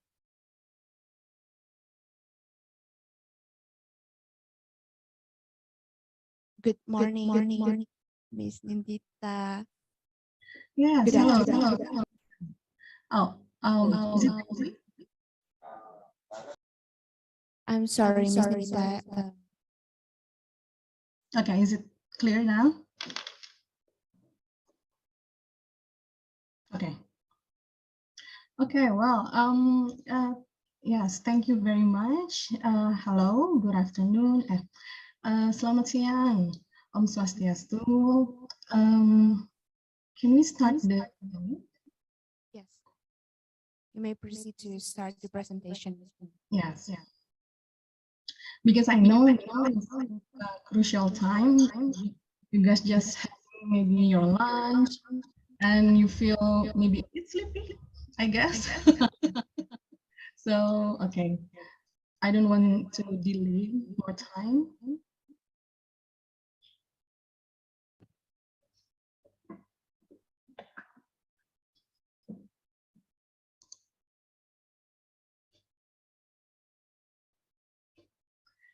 So maybe just a bit introduction while we're waiting for the presentation. Okay, thank you. Okay, thank you very much for the committee for inviting me to this webinar, international webinar. For today, I will cover because much of the information just covered by the previous speaker. So I guess I will just add on that. So before that, my name is Nindita Probaritno. I'm the Zero Waste Program Officer for Nexus 3 Foundation. So for today, my presentation, I will discuss about the strategic issues of hazardous waste management in Indonesia. Okay, next slide. So a little bit more about Nexus 3 Foundation. Maybe you guys were guessing what is Nexus 3 Foundation, and maybe this is your first time to hear about that.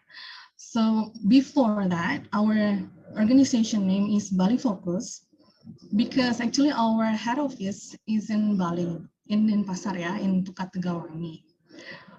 We've been 22 years in working in the issue of waste and toxics. In 2009, January rebranding, we changed our name into Nexus for Health, Environment and Development Foundation, or Nexus 3, because right now, actually, even though the office is still in Bali, but I think most of the staff is located in many parts of Indonesia, and even our co-founder, she lives in United Kingdom. So for myself, I'm based in Bandung City right now. So Nexus 3 work with all stakeholders to protect vulnerable groups from the impact of development on their health, environment towards a just, toxic-free and sustainable future. We work to advocate local issue and also to address global challenges. So this is, you can see on the right, on the left, sorry, Bali Focus is our, oh, not yet. Oh, Bali Focus and this, the previous name, and that's Nexus 3 Foundation. And this is our affiliates like Alliance for Zero Waste Indonesia, IPAN, IPAN is International Pollutant Elimination Network, and then Gaia, and then BAN. BAN is International Organization for Basel Action Network, and then Break Free from Plastic, and then WCF is Women Environment, I forgot, blah, blah, blah, Foundation, and then World Alliance for Mercury-Free Dentistry. Okay, that's our alliance. Okay, next slide. Okay, before that, I would like to ask a question to you guys. I want you guys to answer it on the chat. And if you're brave enough, you can turn on the mic. You can use the raise hand reaction feature. And then I want you guys to share, what do you do with your hazardous waste? The most amazing answer will get merchandise from us. You can get like, I will show it, a water bottle, foldable, lunch box, and also a bag. So 2 minutes, I guess, for what do you do with your hazardous waste? Of course, everyone, including me, we produce hazardous waste. What do you do with that? You can answer it on the chat. I just want to make it more interactive. I don't want to be like one-way presentation, because I know you guys, maybe this is Saturday, you guys want to spend time with your friends and family. So to make it more enjoy and fun.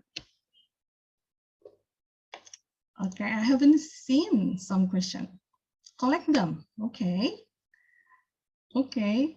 Okay, I will. I need help from the committee. If there's one person, I need you to collect their address. If I already choose who will be the winner, because I need their address to send the merchandise.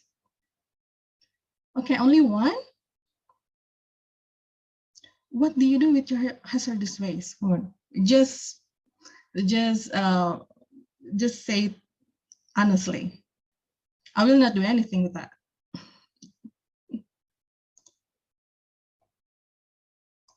Or anyone want to speak directly on live? I would collect them if it is possible. Burn them if not, and recycle it if it is possible. Okay. Come on, I need more questions, because you guys, yeah, hazardous waste in your daily life is like what? Your face mask, your battery, and then your pads, diaper pads, something like that. Come on, only two. I guess we have 293 participants.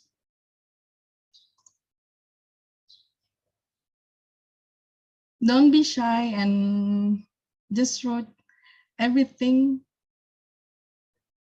on the chat. Take it, throw it to the place where it belongs. Rubbish bin for chemical waste. Okay, more, if not, 30 seconds again, I guess.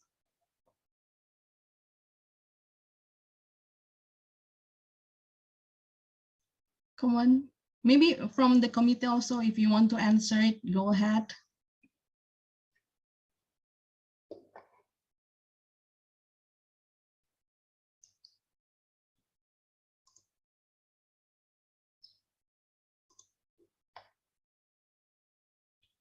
No more answer. I threw it in the trash with code 3. Recycle it. Okay, more answer. Okay.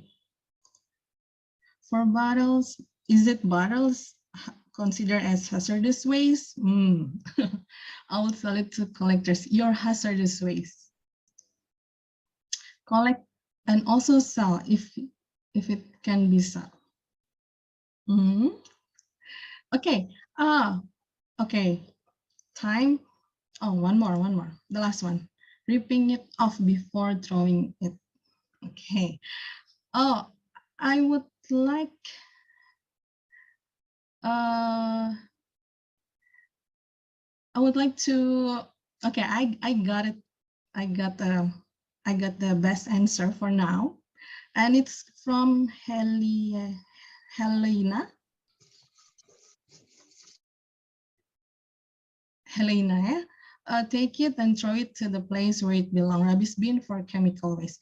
It's very good because is this true that you got your own rubbish bin for hazardous waste? If it is yes, then it will be very good. And for others, through it, yeah. For others, thank you so very much for your answers. And for the committee, can you help me to collect Helena and address, yeah, and give it to me later, okay? Okay, so from what I read, your answer is, maybe you need time to really think like, where do you throw your hazardous waste, right? It's really challenging now because even in your daily life, it's really challenging. How about in big level? I mean, like in for industries and something like that. So next. Okay, so I guess this is something that you already knew. You guys already know. Okay.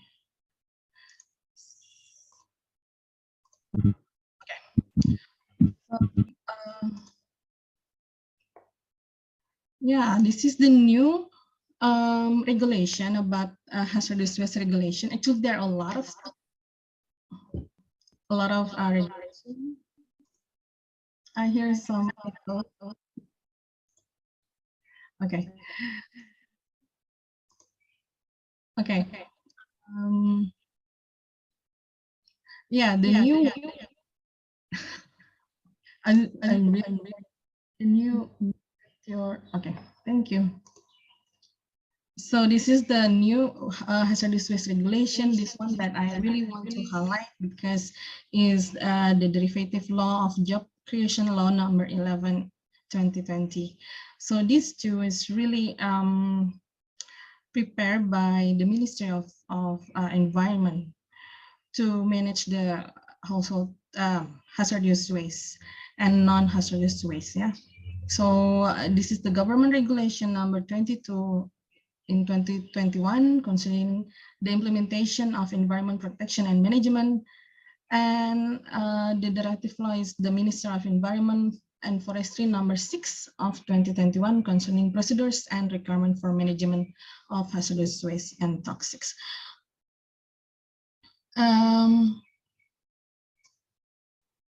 Yeah, because of this new regulation, it has been revoked several implemented regulation in hazardous waste management.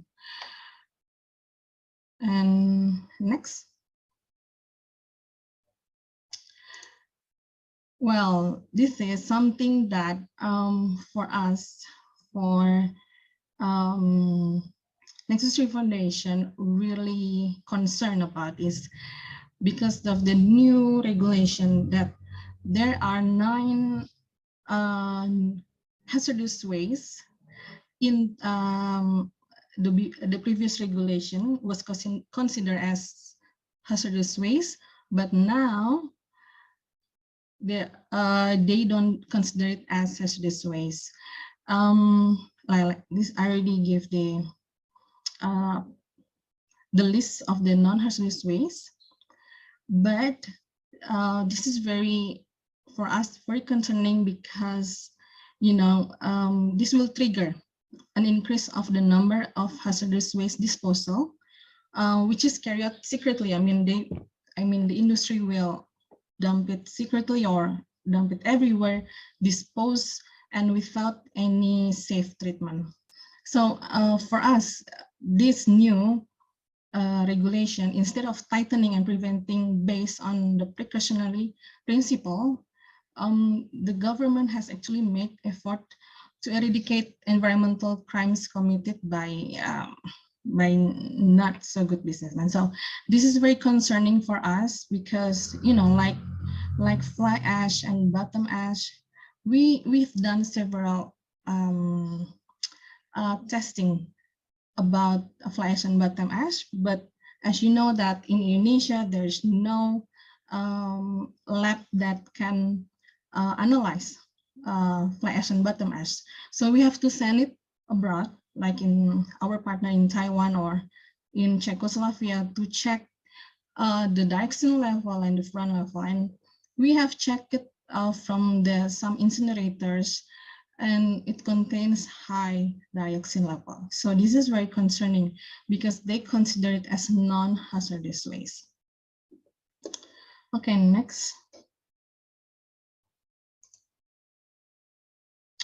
So this is about the generation, hazardous waste generation.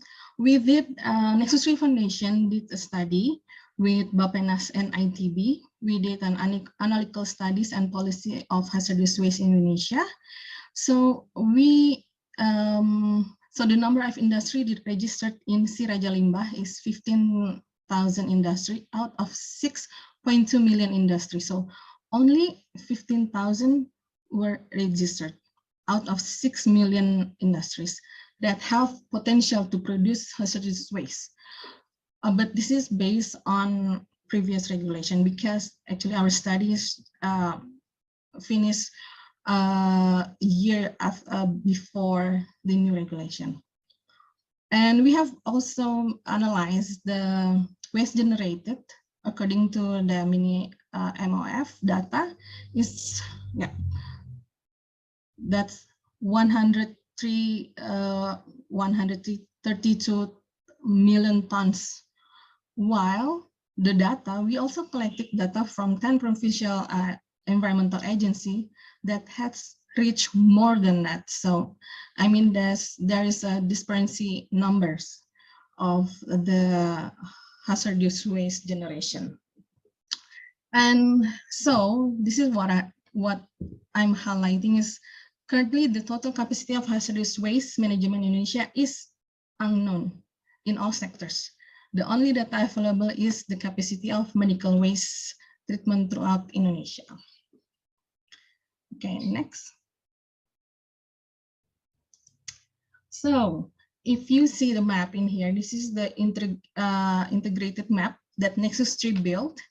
So if you want to know where is the location of hazardous waste management activities in Indonesia, you can click the website in here. And this is only some of the features that I put. There are many. So this is only like the land contaminated with hazardous waste from institutional sectors and non-institutional sectors. ASGM location, fly ash bottom ash, the coal power plant, and then the smelter company, non-oil and gas mining company, and industrial estate. So you can click on the map and then you can choose. If you want to see the oil and gas mining company, you can just tick the box and they will show it to you where are the location. Or if you want to look at the industrial estate, you also can tick the box and then you can see where are the location. So based on this analysis, based on this map, what we can see that the hazardous waste management activities are still centered in the island of Java. You can see that it's really full of dots right in here. So it's mean that the Java Island have the potential to produce a lot of waste, hazardous waste. And what about in other like in east of Indonesia also? They have, like right now, the only treatment facilities is centered in West Java in Cilegon under PPLI, but the government plan to build 4 another waste treatment facilities in 4 islands. So we really want to see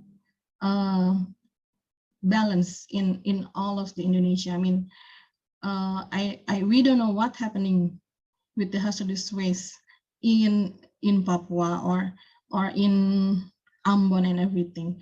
Are they treated safely, or they just dump it everywhere? So if you want to see the map, you can click in this link. Okay, next. So after you see there's some changes in the regulation from the non-hazardous waste into non-hazardous waste and the map. Can you tell me again what do you think of that? What is your opinion about that? How do you see the hazardous waste management in Indonesia? Can you share it to me again? This is the second question. Come on.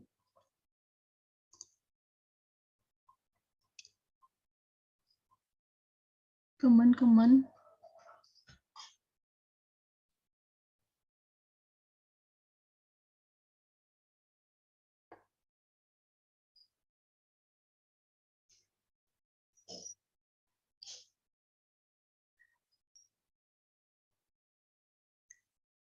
How many minutes we can give? 1 minute, maybe?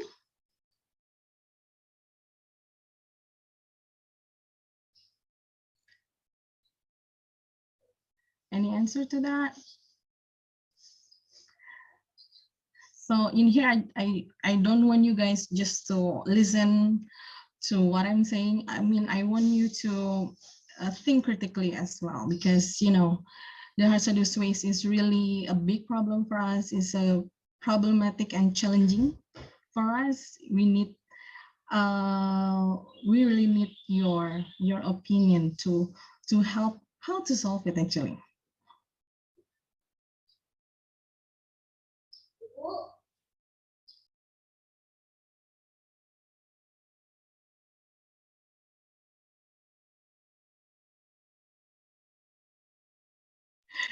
Yep. Any answer? No? No? I cannot give you the second merchandise. Yeah, just simple answer. It will be okay. I mean, we want to know what your opinion or what your suggestion maybe, or as a student, as a college student, you know, you can give contribution to that. Thank you so much, Christian Nathaniel Putraya, for your answer. The government should give more attention to hazardous waste and make more facilities to process it. Yes, I agree with that. So, because we are out of time, almost out of time. So for the second merchandise, I will give it to Christian. Thank you very much for your answer. You're really brave to answer it. And for the committee, can you please ask Christian his address and later give it to me, okay? There's another one merchandise. I want you guys to really explore or really speak up. Okay. Okay, next slide. So this is the international agreements related to hazardous waste management. I think one already covered before. I just mentioned the second, the third, and the fourth one, because the first one, the Basel Convention, already explained really deep. before. Okay, so this the international agreement, there are we already identified there are 4, and the second one is the Stockholm Convention on persistent organic pollutants. So this is one of the convention that regulates the persistent organic pollutants. So this is something like dioxin, furan, that consists in fly ash bottom ash. And this is already ratified through law number 19 of 2009. And then the third one is the Rotterdam Convention. This is related to pesticide for agriculture and something like that. So the Rotterdam Convention was ratified also in 2003 through law number 10 of 2013.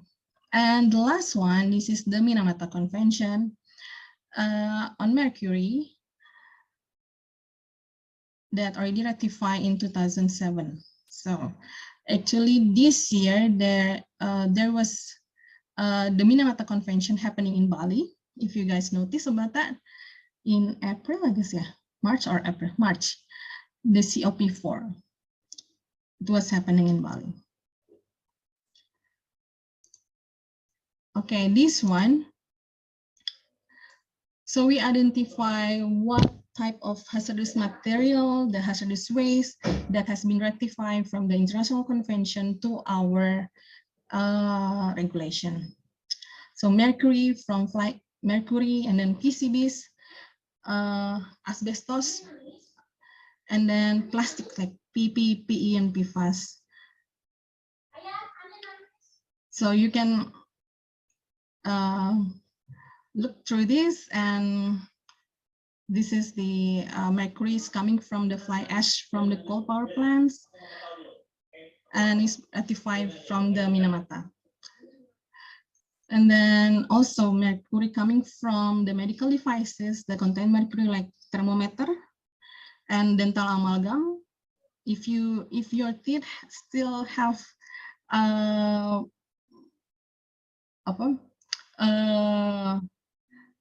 something that very shiny and very silver look like, you have to concern about that because that might contain mercury. So you have to take it out. Usually, I think nowadays they don't use it anymore, but in like maybe your moms, your dad, they still use mercury. So you have to be aware of that. Okay, next slide. So this is my question again. I think this is really easy answer. What happens if hazardous waste is not managed properly and safely? What will happen? Any answer to that? This is gonna be my third merchandise to give. So the last question. I will not give any more question again. Come on, anyone, even the committee, you can answer to that, or participants. People will die.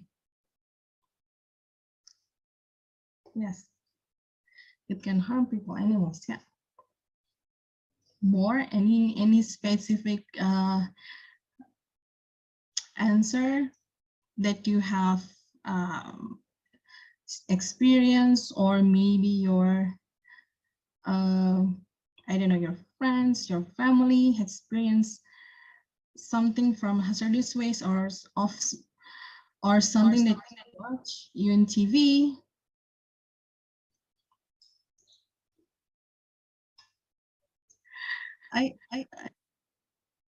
Yes, committee, you asking something. Can create that cause new that tremendous.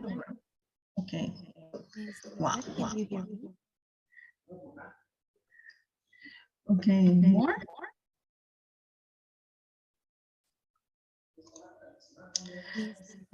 Because it can harm people, yes. Yeah. Most area.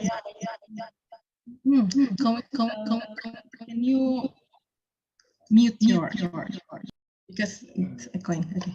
More areas of the world will appear in the trash, many metros. Okay, wow, a lot of answer. Thank you very much. Okay. Okay, kill the population. Okay. Thank you so much for the answer. I really like this answer from Nikadek Sanaya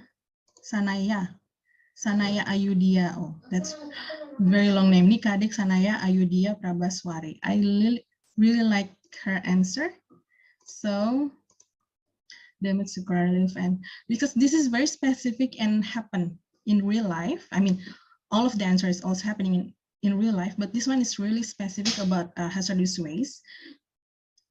Because in some area in East Java, some industrial, they dispose their hazardous waste into the river, and that really kills the marine, the animals, and also unsafe for drinking and so on. So for the committee, please ask Nikadek Sanaya address, yeah, and give it to me later. Okay, thank you so much. Okay, next, let's make it fast. I'm almost there. So this is what's happening, guys, actually in real life. This is what we found in the grassroots, on the ground. So so I'm really encourage you guys to go to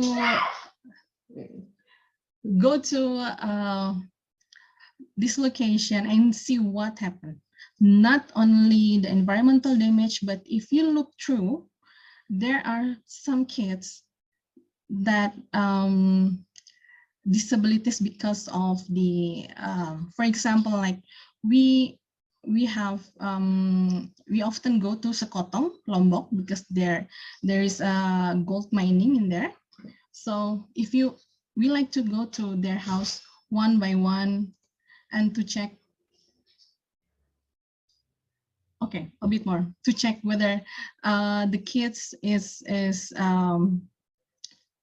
healthy or not. And this is what we found in some places, and this is really make us sad, because the parents are the minors.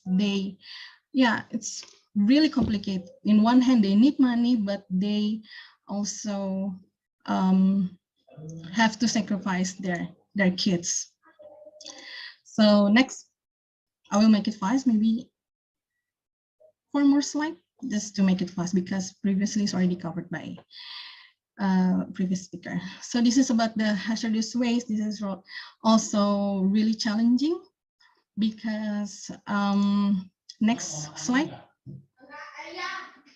Okay, this is the challenge of medical waste because of limited knowledge and limited treatment facilities. Like I said, there's only one in Java Island, but I heard that the government planned to build 32 medical waste management facilities for health facilities.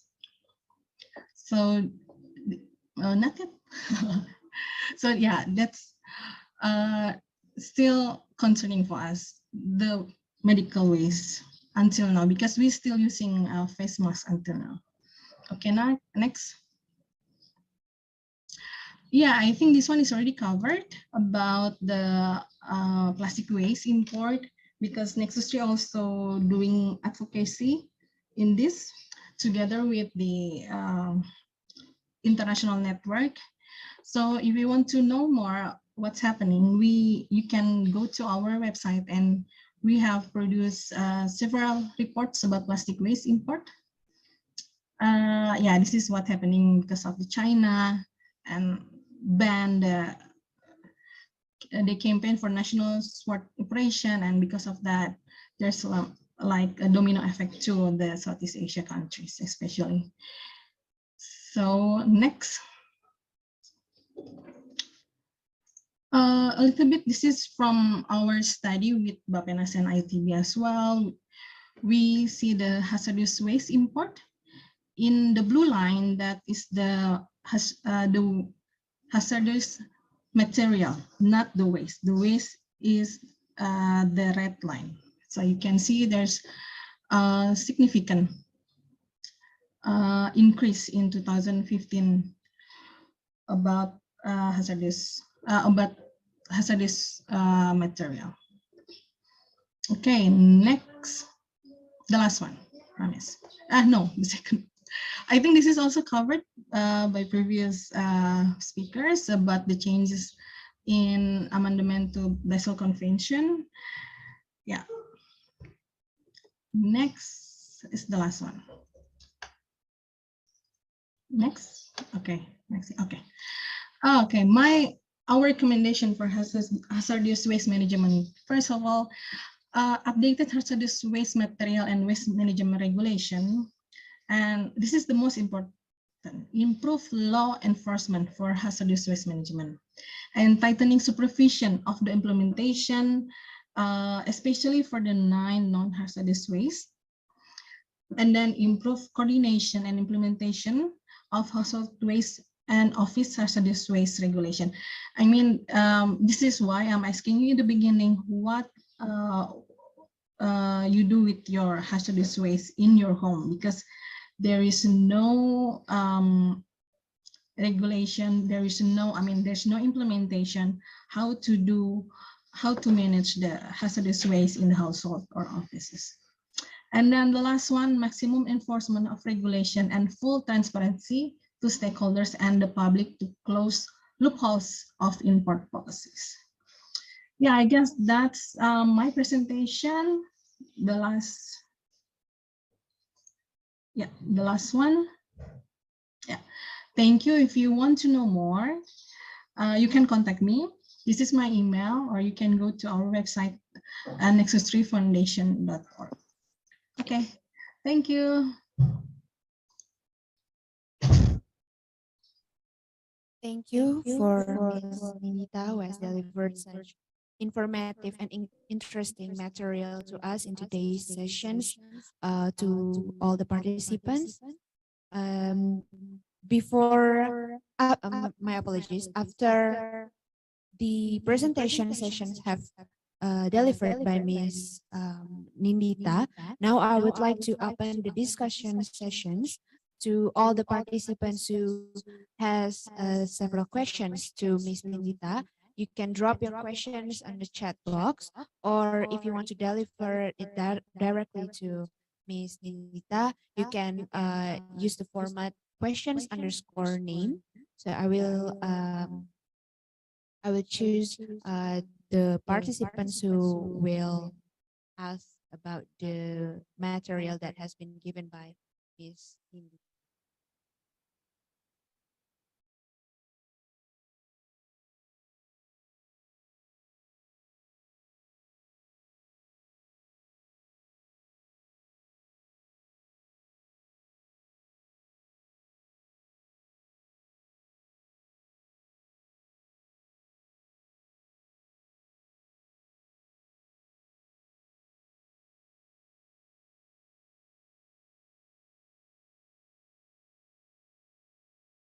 Other participants that would like to ask any questions? All right. I have one question here from Helena. Helena, would you like to deliver it directly to Ms. Nindita, or I help you to read your questions?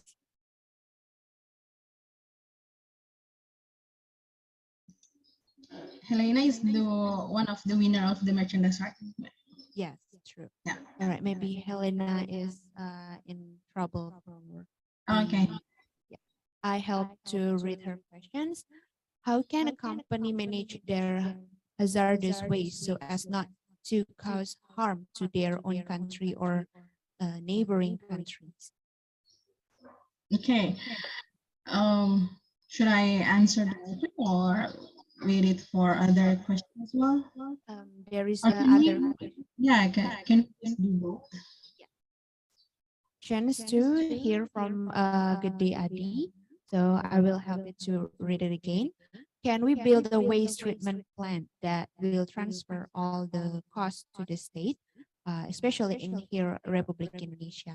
So for just two questions, I will give time to Ms. Nita. Thank you. Okay. Okay, first of all, thank you very much, guys, for the question.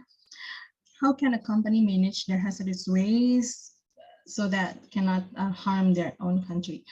So yeah, I think this is already mentioned before by Bapak. So yeah, how can a company? Because we already have the regulation, the government already set up the regulation, and this is the willingness of the company, how they want to manage the waste, because most often the company doesn't comply with the regulation. Just like I mentioned before, like there's a company, no, not there's a many companies, they just dump their hazardous waste into the environment directly to the river or through the air. So this is yeah, like I said in my last slide, that they need to comply with the regulation, but also from the government they need to do more law enforcement, so the company will comply to that. Next, can we build a waste treatment plant that will transfer all the costs to the state? Do you mean what cost, the cost of the infrastructure, I mean to build the waste treatment, or you mean the cost of the operational of the waste treatment? Can they clarify this? Maybe for GDLN, yeah. Both of them, okay. For the infrastructure and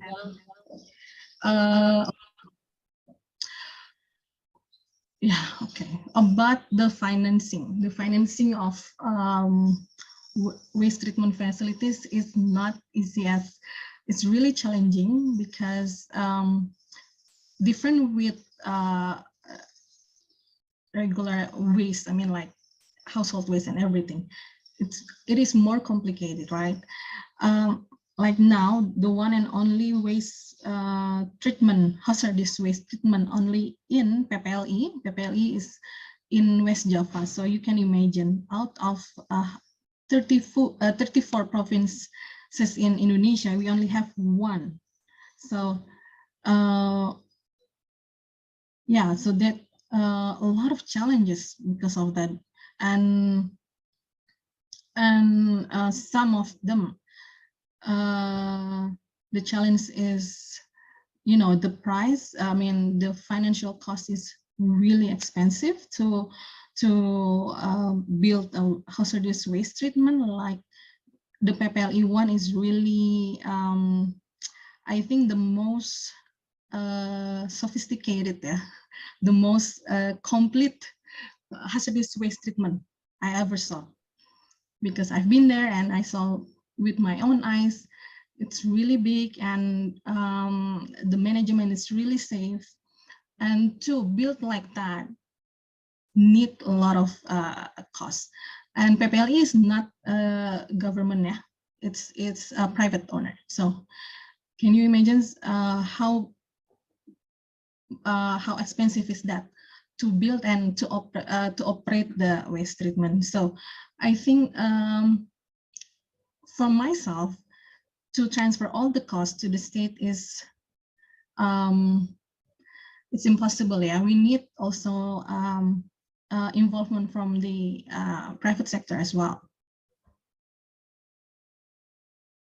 So yeah, that's my answer to that. Okay, thank you. Okay. Thank you, Ms. Anita, for You're welcome. I would like to ask the committee, do we have remaining time to Q&A session? All right. There's a 3 minute more, so I think one questions from the participants. Maybe if there's still one questions from participants who would like to ask to Miss Nindita, I still give the time. All right. Okay, maybe from the participants, yeah, there's one, Wahyu Mahendra. I will have to read it again. What is a small step that we can do in order to at least minimize hazardous waste and also microplastic? Okay. Yeah, this is something that small things that we can do, but can do a big impact to the environment if everyone do it, of course. So what the small step, like me, for example, like batteries, instead of using disposable batteries, I'm using rechargeable batteries. So yeah, that's the smallest things, right? Because batteries, you only use it, disposable batteries, you only use it once and then just throw it to your trash bag. But if you use reusable batteries, you can recharge it from time to time. Not that, maybe 3-4 years, depends on the quality of the batteries, the rechargeable batteries. So that's one of my example. From for others, again, for hazardous waste, batteries, like I don't really use that much because I'm already implement like zero waste kind of living in my household. So yeah, we separated our own, we segregate our own waste.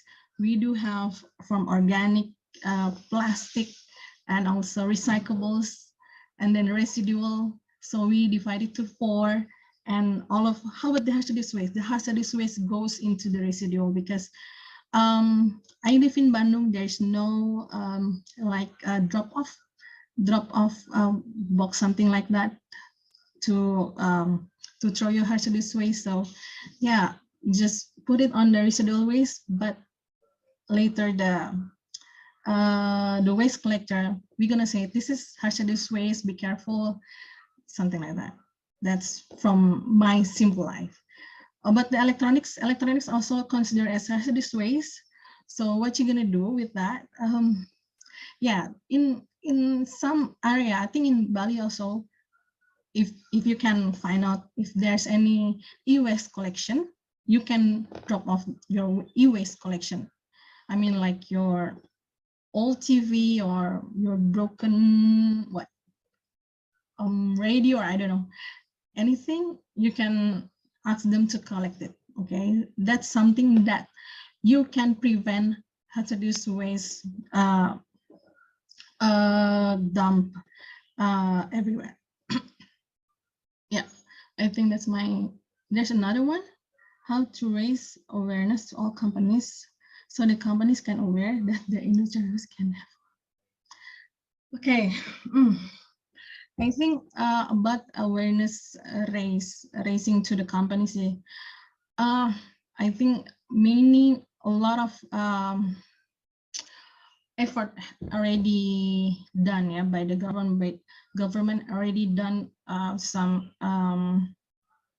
socialization, something like that, and also from the civil society, for example, like us, like Mrs. Tree, we like to sometimes if that company they dispose their hazardous waste irresponsibly, we just we're gonna do some act, you know, like we're gonna make act in front of their company, like throw your waste, don't throw your waste into river or something like that, and then post it and then publicize it to the media and something like that. So it will gain more support from others, that they need to do more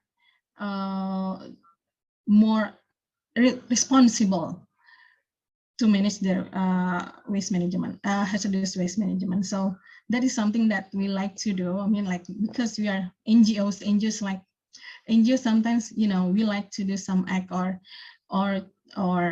like demonstration to gain their attention, because, you know, this is something that can cause harm to other people. Yeah, I think that's 3 minutes. Still, I think my answer is too long.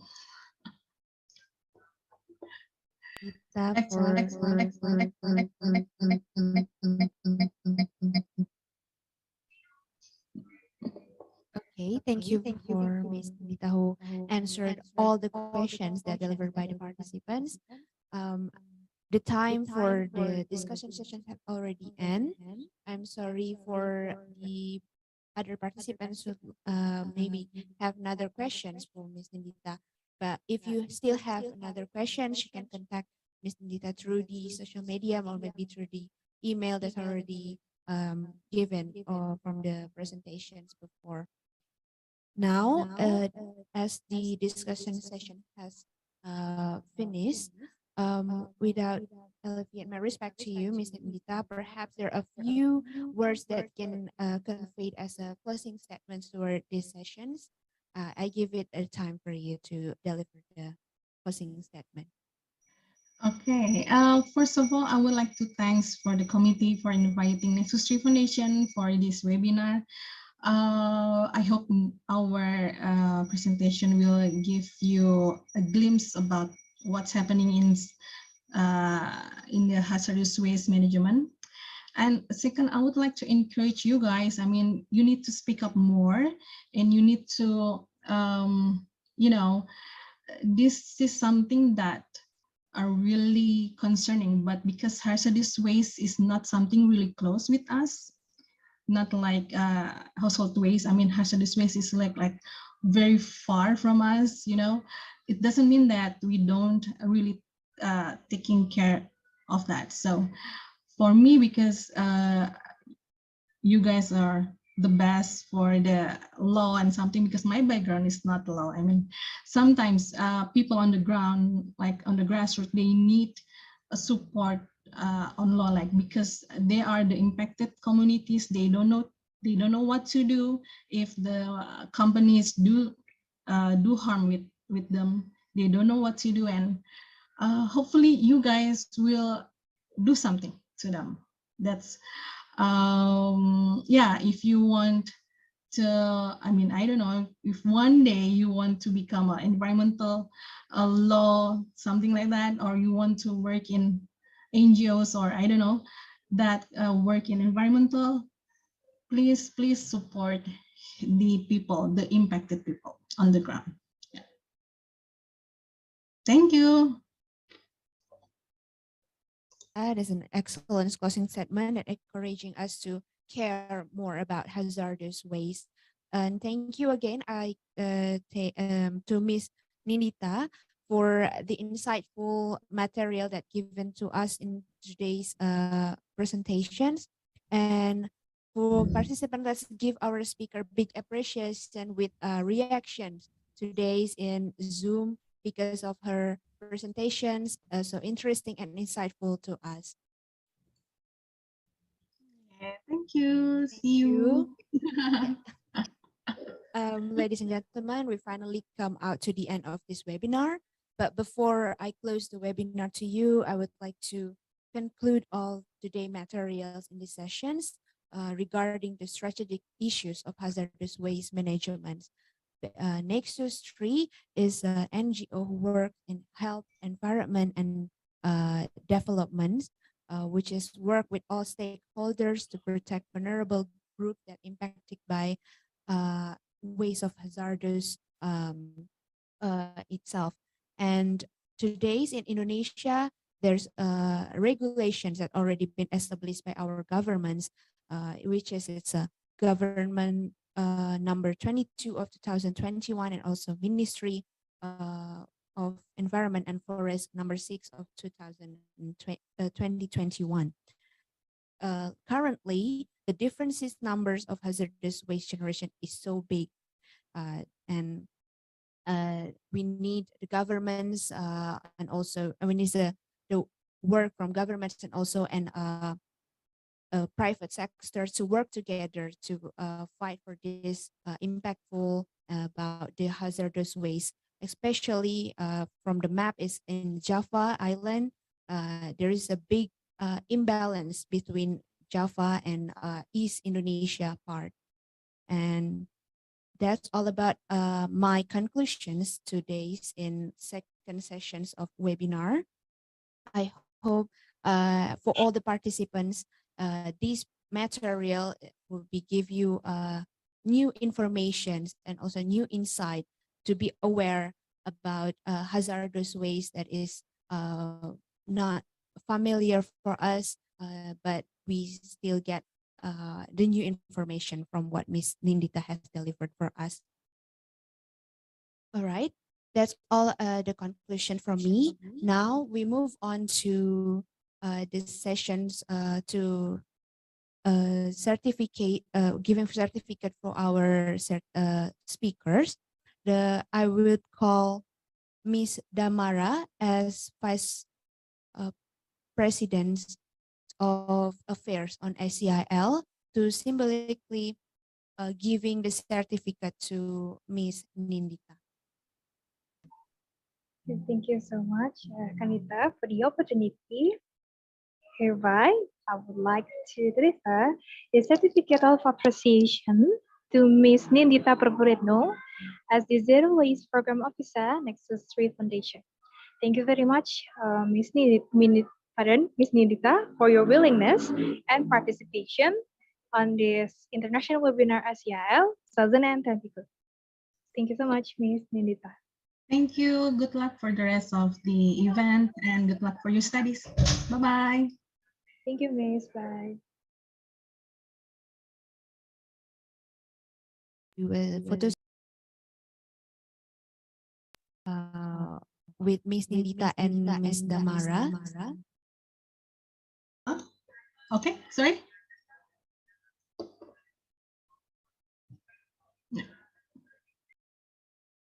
I think we will have a photo session, Miss. Do you mind, Miss? Yeah.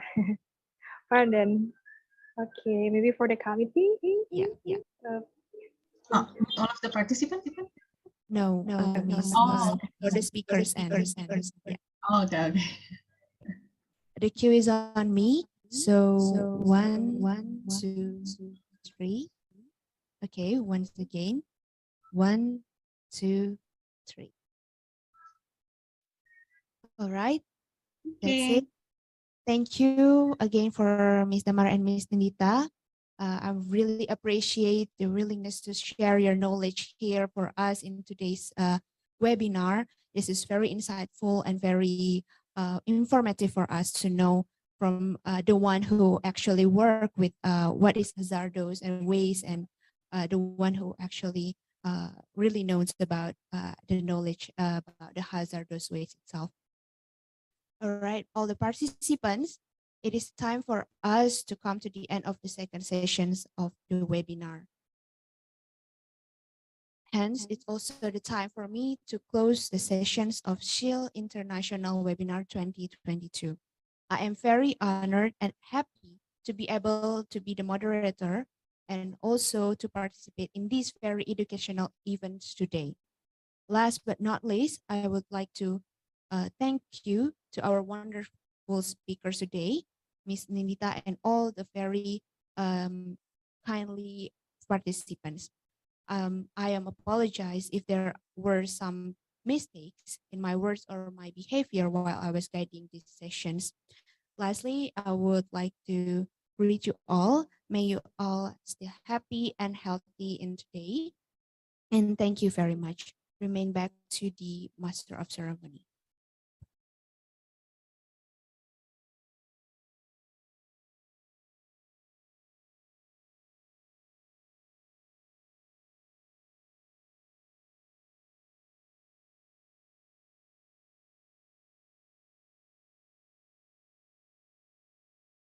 Thank you, Ms. Kanita, for guiding this session very well. Next, we would like to give a certificate of appreciation to our moderator. The certificate of appreciation will be given by Mr. Imade Bayu Saputra as Vice Project Officer and Mr. Sandi Niko Ramadhani as First Secretary. To the audience we mentioned above, time and place are yours.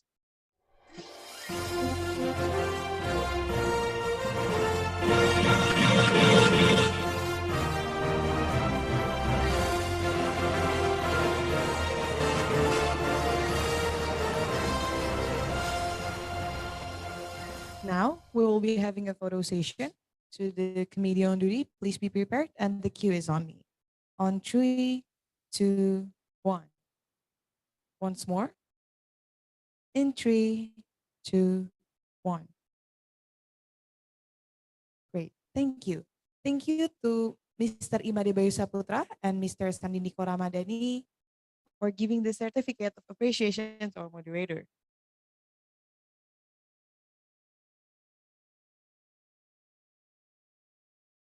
Once again, I also would like to thank our moderator on the second session today for her participation. Now, we're moving on to the next session and the last lesson session for today, which in this third session, we will be guided by our beloved moderator. But first, let me introduce her through her CVs. She is Bunga Lili Cahaya. She graduated from SMA Negeri 112 Jakarta and continued her study at Faculty of Law Udayana University.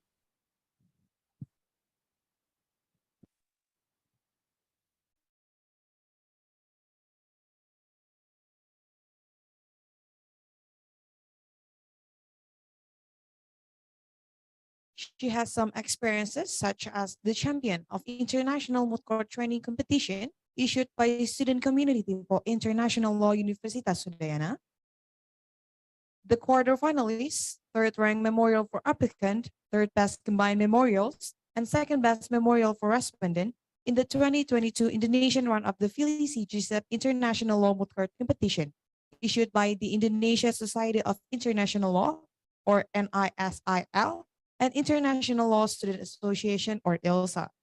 She also has some organizational experience, such as Manager of English Development Division, ALSA, Local Chapter Universitas Udayana, the Coordinator of License Officer of ALSA Speak Up, the Project Officer of ALSA Championship League, and many more. Without any further ado, please welcome our moderator, Bunga Lili Cahaya.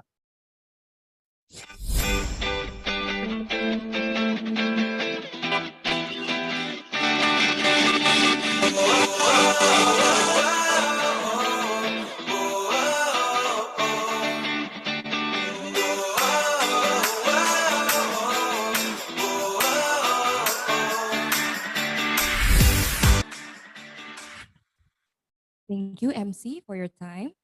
Om Swastiastu. Assalamualaikum warahmatullahi wabarakatuh. Shalom. May peace be upon us. Good afternoon. I would like to say to all the participants who are attending international webinar of SCIL 2022 today. May we all always be happy and healthy. Before starting the material and discussion session, it will not be good if I did not introduce myself again, even though the MC had read my CV very well. Therefore, allow me to introduce myself. I, Bunga Lili Cahaya, as the moderator, will guide the course of our third session today. Before we start the material and discussion, let me read the CV of our speaker. Mr. Igusti Agung Madewardana SHLLM PhD has graduated from Asia Research Center at Murdoch University, Australia, for Doctor Philosophy in Asian Studies from February 2013 until January 2017. He also graduated from University of Nottingham, the United Kingdom, for his degree in Master of Laws of Environmental Law from September 2010 until September 2011. Now, he studied in Max Planck Institute for Comparative Public Law and International Law at Heidelberg, Germany, for postdoctoral research from August 2021 until August 2023. He achieved the Outstanding Lecturer for Research category awarded by the Faculty of Law, Universitas Gadjah Mada in 2018. He also has been working as a lecturer for undergraduate and postgraduate programs in Faculty of Law, Universitas Gadjah Mada from 2015 until now. And he has several fellowships, such as Alexander von Humboldt Postdoctoral Research Fellowship for 2021 until 2023, Murdoch International Postgraduate Scholarship, or MIPS, in Murdoch University for 2013 until 2016. What an amazing background, experiences, and achievements from our great speaker. All right, without further ado, let's welcome our third speaker, Mr. Igusti Agung Madewardana, SHLLM, PhD. Okay, thank you, Bunga, for these generous introductions. Hello, my name is Agung Wardana. Good morning from Heidelberg, Germany, and where I'm currently is Alexander von Humboldt Fellow at the Max Planck Institute for Comparative Public Law, International Law.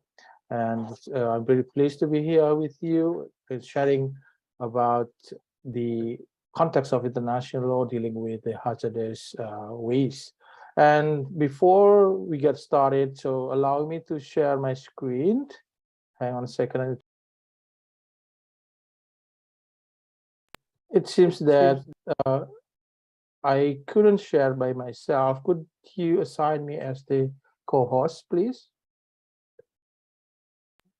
To the committee, please have an access for Mr. Wardana to share his screen. Thank you.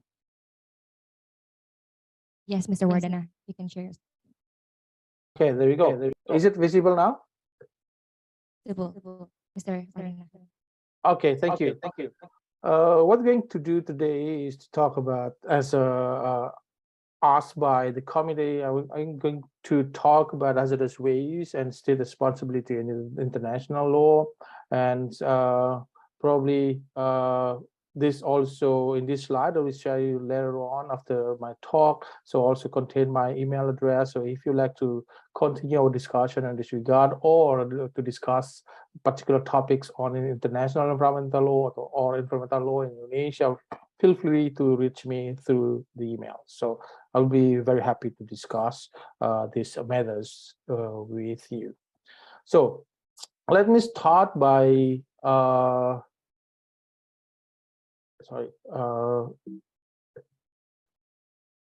let me start by stating the hazardous problems at the global level. So, when we talk about hazardous problems, we then try to identify there are three problems in hazardous context. The first one is what we call as hazardous substances, where the hazardous substances is also very alarming and concerning issues at the global level, because nowadays there have been more than 50 million substances, and in the European Union alone there have been 140,000 chemical substances in commerce. So it's huge number of hazardous substances being used at the global levels, and also we know that the invention or a new substance, hazardous substance, is invented every 2.6 seconds, meaning that every 2.6 seconds a new substance, chemical substances is produced by or synthesized by the scientists, and we do not really know what will be the impact of these substances, new substances, to our planet and to our health. And also with regard to the agricultural context, the use of fertilizer is also very alarming. There has been more than 5.6 billion pounds of chemical fertilizer use in the agriculture, and so not to mention that agrochemicals is a very big industry, it's a very big business. This business is produced the hazardous waste in the first place, and then this business is worth more than $3 trillion US, and with 20 million workers. It gives you a sense how this business, it's very powerful because it's big, it's also involving huge amount of money, and also they can shape the policies not only at the domestic level, shaping the public policy from the law policies at the domestic level, but also informing or intervening the decision-making process in the context of international environmental law at the global level. So the next problem is about hazardous activities. So there have been 440 nuclear reactors across the globe, and this number is predicted to be increased in the near future as the impacts of the war in Ukraine by Russia, where Russia decided to stop the gas supply to Germany and other Western European countries. Then this stop in supplying the gas then has pushed this country to return to the nuclear power plant. So it's very heartbreaking, really, in this context, because the increasing the returns of the nuclear power plants could also contributing to this hazardous problem. And also the hazardous activity also include the mercury minings, in which 4,000 metric tons is produced in 2019. So you know that mercury is very harmful to the environment, but also to human health. And the third one is the hazardous waste, where the production of these hazardous waste is around 3.4 until to 4 billion metric ton, or if we try to calculate it and divide it into per day production, it means that 10 million ton per day we produce hazardous waste. So these numbers show how this hazardous problem has been one of the global concern, not only for lawyers but also scientists. That's why in the next slide you might see how the scientists try to come up with modelings on our planet. So basically in 2015, Will Steven and his colleagues tried to come up with models in order to map out the boundaries of the planet, in order to counter that there always is an assumption that the planet has no boundary, the planet has no limitation. But the scientists that prove that indeed planet has own boundaries, and at least 9 planetary boundaries known by the scientists right now, from climate change or freshwater change, and then ozone depletions, atmospheric aerosol loading, ocean acidification, biochemical flows, novel entities, land system change, biosphere integrity. And these 9 planetary boundaries are divided into different levels. You may see these levels are represented by different color. If you see the green colors, means that this planetary boundaries is still remaining within the safe operating boundary. So it means that it still stay, human activity is not that harmful to reach the boundaries. But if you see the color of orange, you might realize that there's several or 6 out of 9 planetary boundaries has been reached by human activities. So the 2 of the boundaries has been reached by human activities is known as novel entities and biochemical flows. What are novel entities? Novel entities are referring to chemical substances produced by human activities that not naturally exist on the planet. So novel entities could be include DDT, for instance, and also plastic waste, for instance, because plastic is not naturally there on the, in the planet. So that's why the problem of novel entities are becoming concern of the international community, because sometimes there is also an assumption that the novel entities as indications of higher civilization. So if you read how the agrochemical industry, how plastic producer industry try to justify their existence by saying that the plastic is a proof, is an evidence of civilization. So we create something new that doesn't really exist in the previous generation. So this invention of something new or novel entities are considered to be higher civilization than the previous one. So it means that it deflects us from the impacts of these novel entities. So basically, the earth scientists, they come up with these boundaries and then regard that the boundaries has been reached by human activities, and then that's why the international community has to react on this. Yeah, the scientists say this, and then this need to be responded by international community.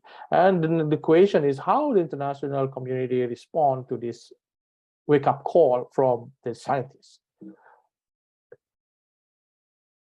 And when we talk about the response, of course, we haven't come to a conclusive approach in addressing the issues of hazardous substances or activities, as well as hazardous waste.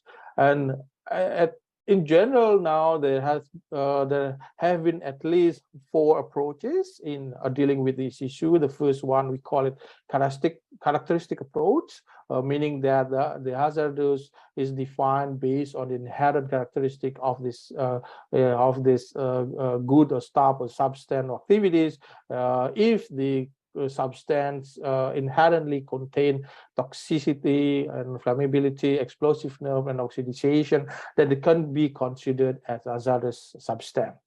So the other approach is by listing approach based on identifying the activities and projects that might generate hazardous substances, hazardous waste, for instance, nuclear power plants, and also mercury mining is also considered to be activities that might generate hazardous waste. That's why those activities that possibly generate hazardous waste and then listed as one activities need to be highly regulated under the international law and also national law.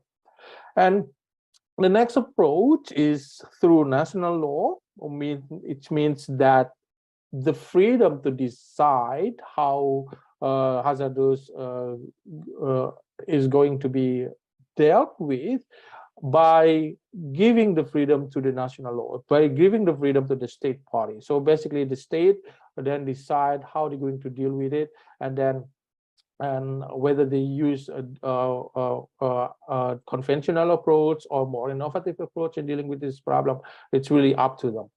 And the last one is by using a specific substances approach, meaning that this hazardous problem approach based on the contents, the substance. So specifically by the strategy is by deciding one particular substance and then regulate this substance by enacting convention, by adopting convention. For instance, the POPs convention is, and also mercury convention is 2 examples in how the specific substances approach are being used to deal with persistent organic pollution and also to deal with mercury at the international level.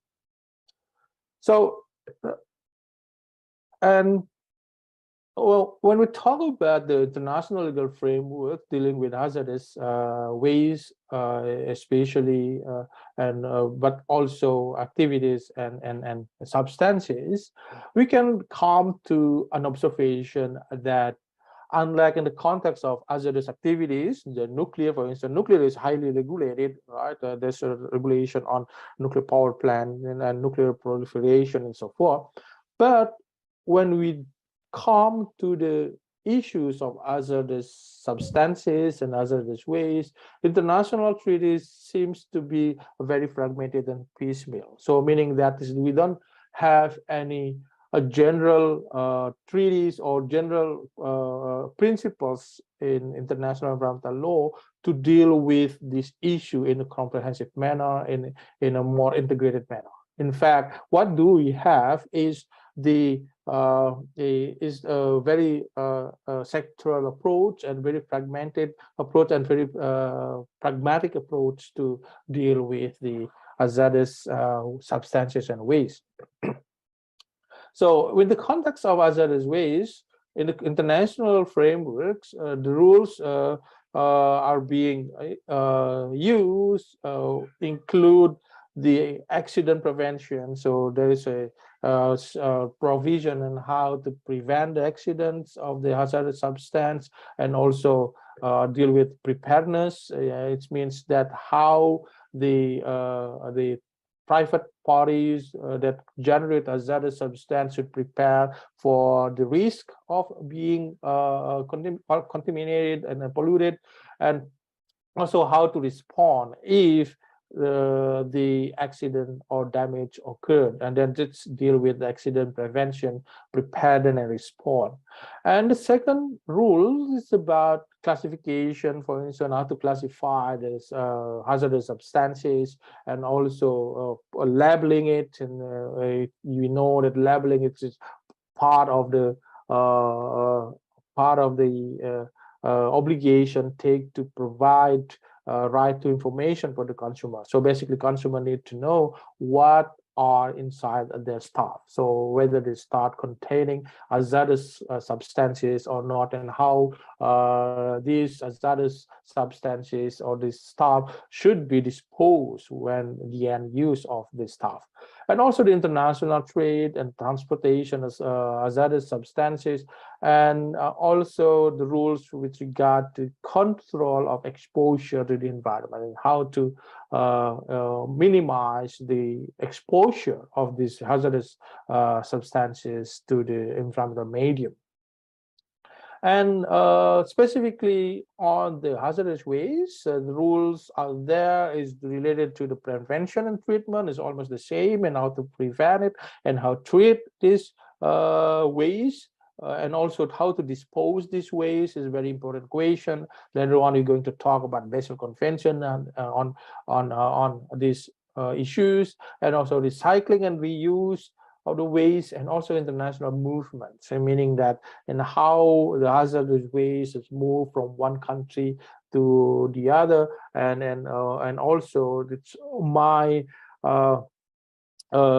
be an issue where a country then try to find a very efficient way to deal with the hazardous waste by simply transporting this hazardous waste to other country, to the poor country. So that's really an issue at the international level. It's sometimes considered as an environmental racism, where the developed countries located in Europe and in the US or Canada just send their waste to countries that owned by people of color, to the African countries, to Asian countries, then creating a waste problem in those developing countries. So that's why it's also involving the sense of racism, so where the burden of environmental problems are suffered most by the people of color instead of the white privilege in the developed countries. So that's why the Basel Convention come into the picture to deal with this international movement of hazardous waste.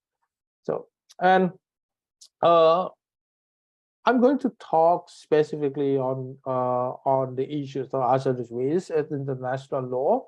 And before that, so we aware that the hazardous waste might take different forms. Then basically the form of waste generating from human activities are or maybe varies, and they may be solid in their form, maybe liquid, and maybe gaseous. And these forms then has created complexities and also created difficulties in how to govern this, how to regulate this, and even to find difficulties in how to define it, because we are dealing with a different kind of waste, different form of waste, and how we're going to define it.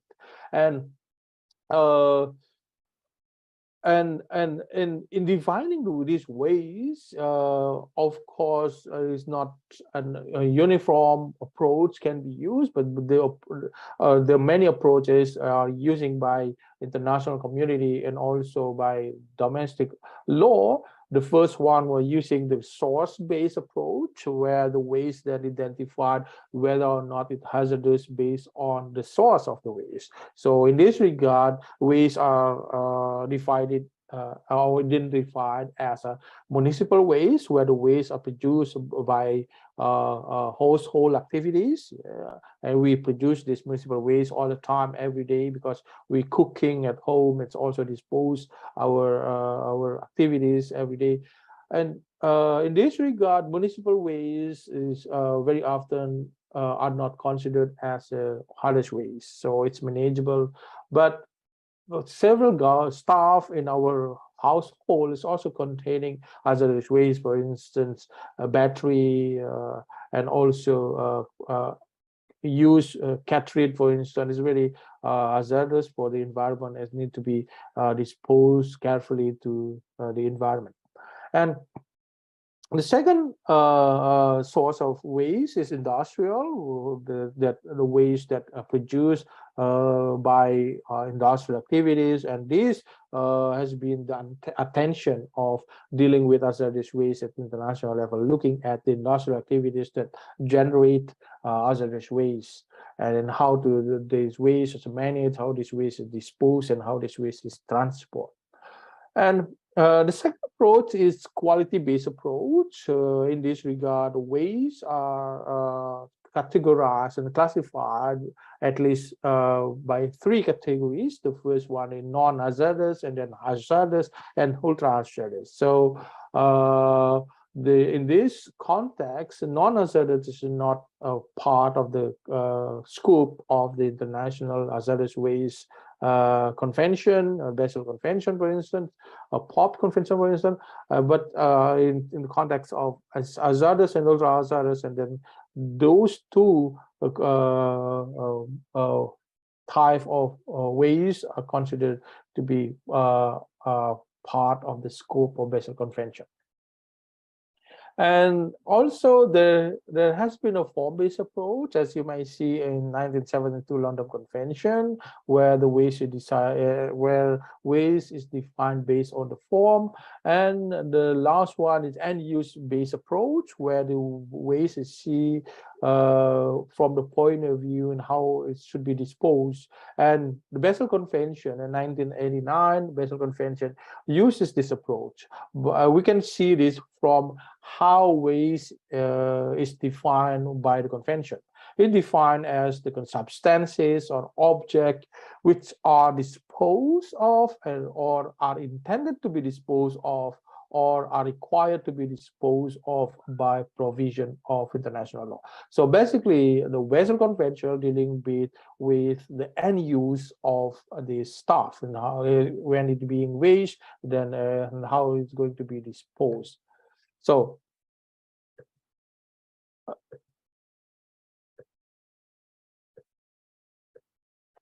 and specifically on the Basel Convention, the full title of the Basel Convention is 1989 Basel Convention on the control of transboundary movement of hazardous waste and their disposal. So basically in Article 4, we can find the general obligation of the convention, which include prohibiting export and import of hazardous waste based on state party decision. Article 4.1, for instance, it states that country based on their sovereignty might prohibit the import of hazardous waste. If a country then decided to ban or prohibits the import of waste, and then those countries should inform the international community on their decision. Why they should be informed? Because other country, exporting country, should prohibit or ban activities for transporting waste from their country to the country that has prohibited the import of the waste. So basically, these two management approaches where the country prohibited the import, inform the international community, so that the international community know that their government should prohibit, also ban, if waste are coming from the country to the country that has banned this importation. So and also the second one is minimizing the generation of hazardous waste, and also the state party has an obligation to provide adequate disposal facilities. These facilities should be environmentally sound, and also efficient management of the hazardous waste should be in place.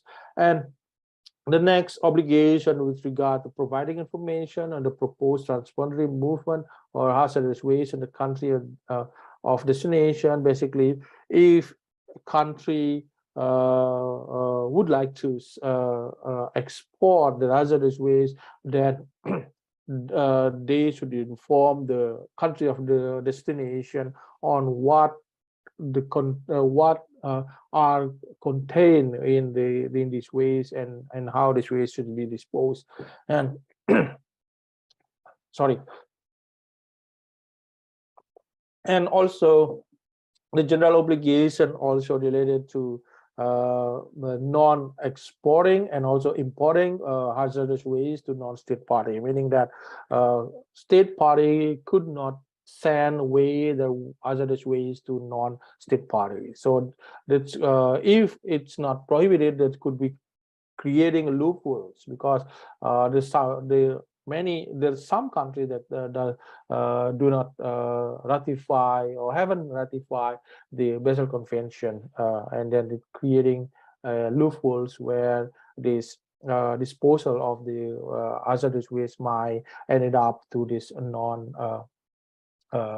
ratifying countries, non-state party. So basically, Basel Convention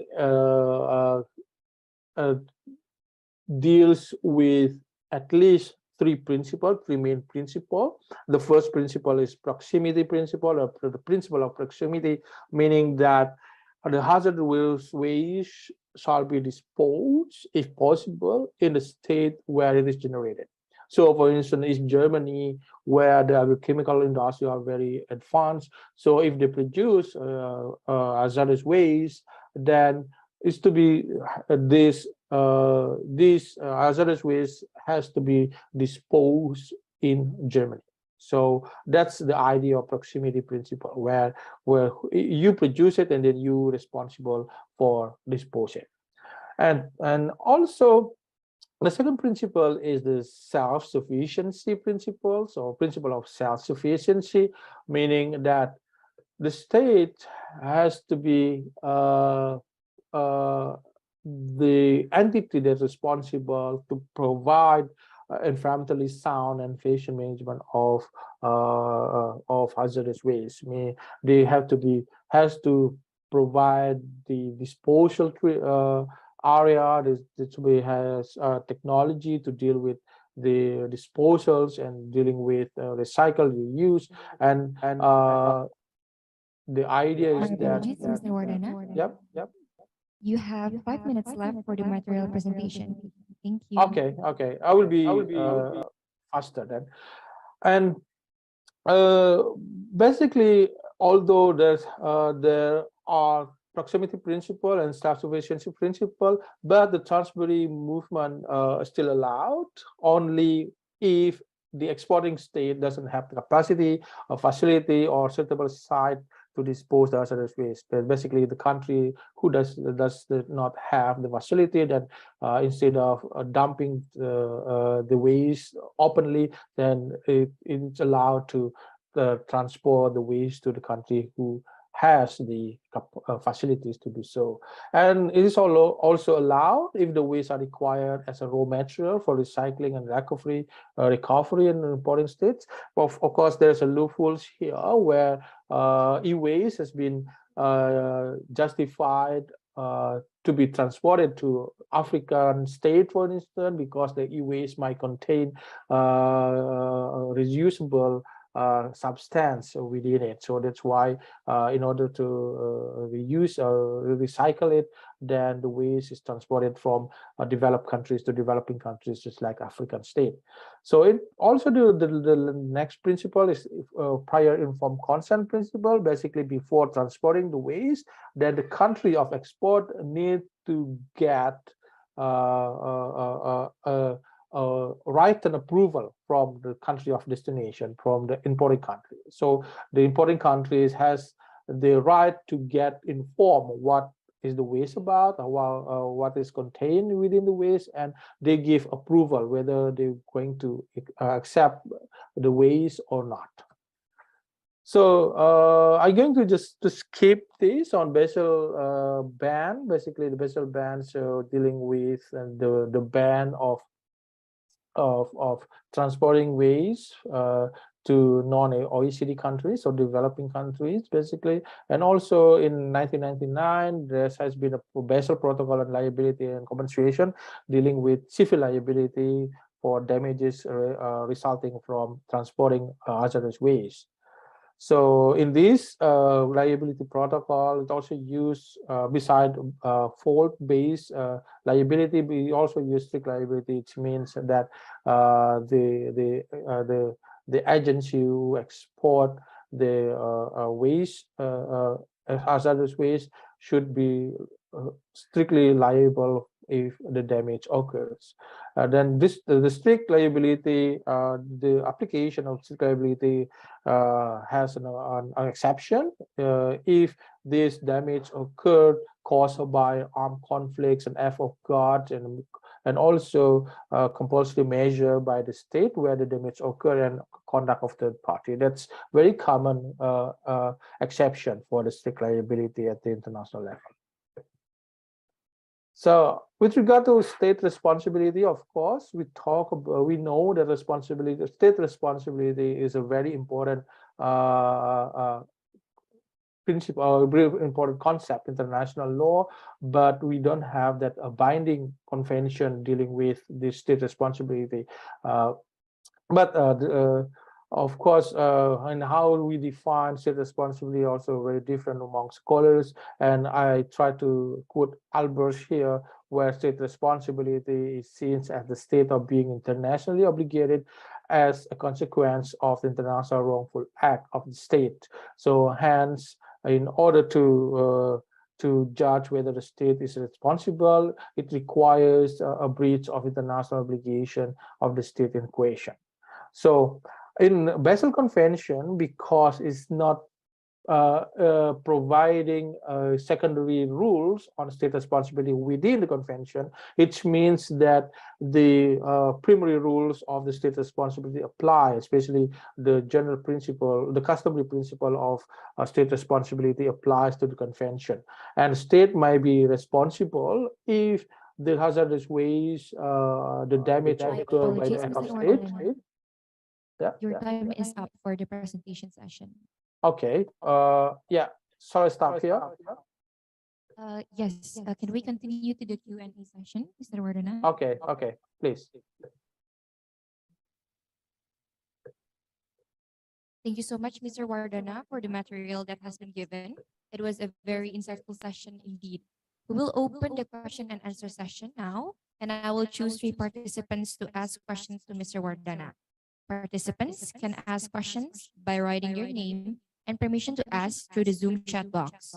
To the selected participant, you may unmute your mic and ask directly to Mr. Wardana.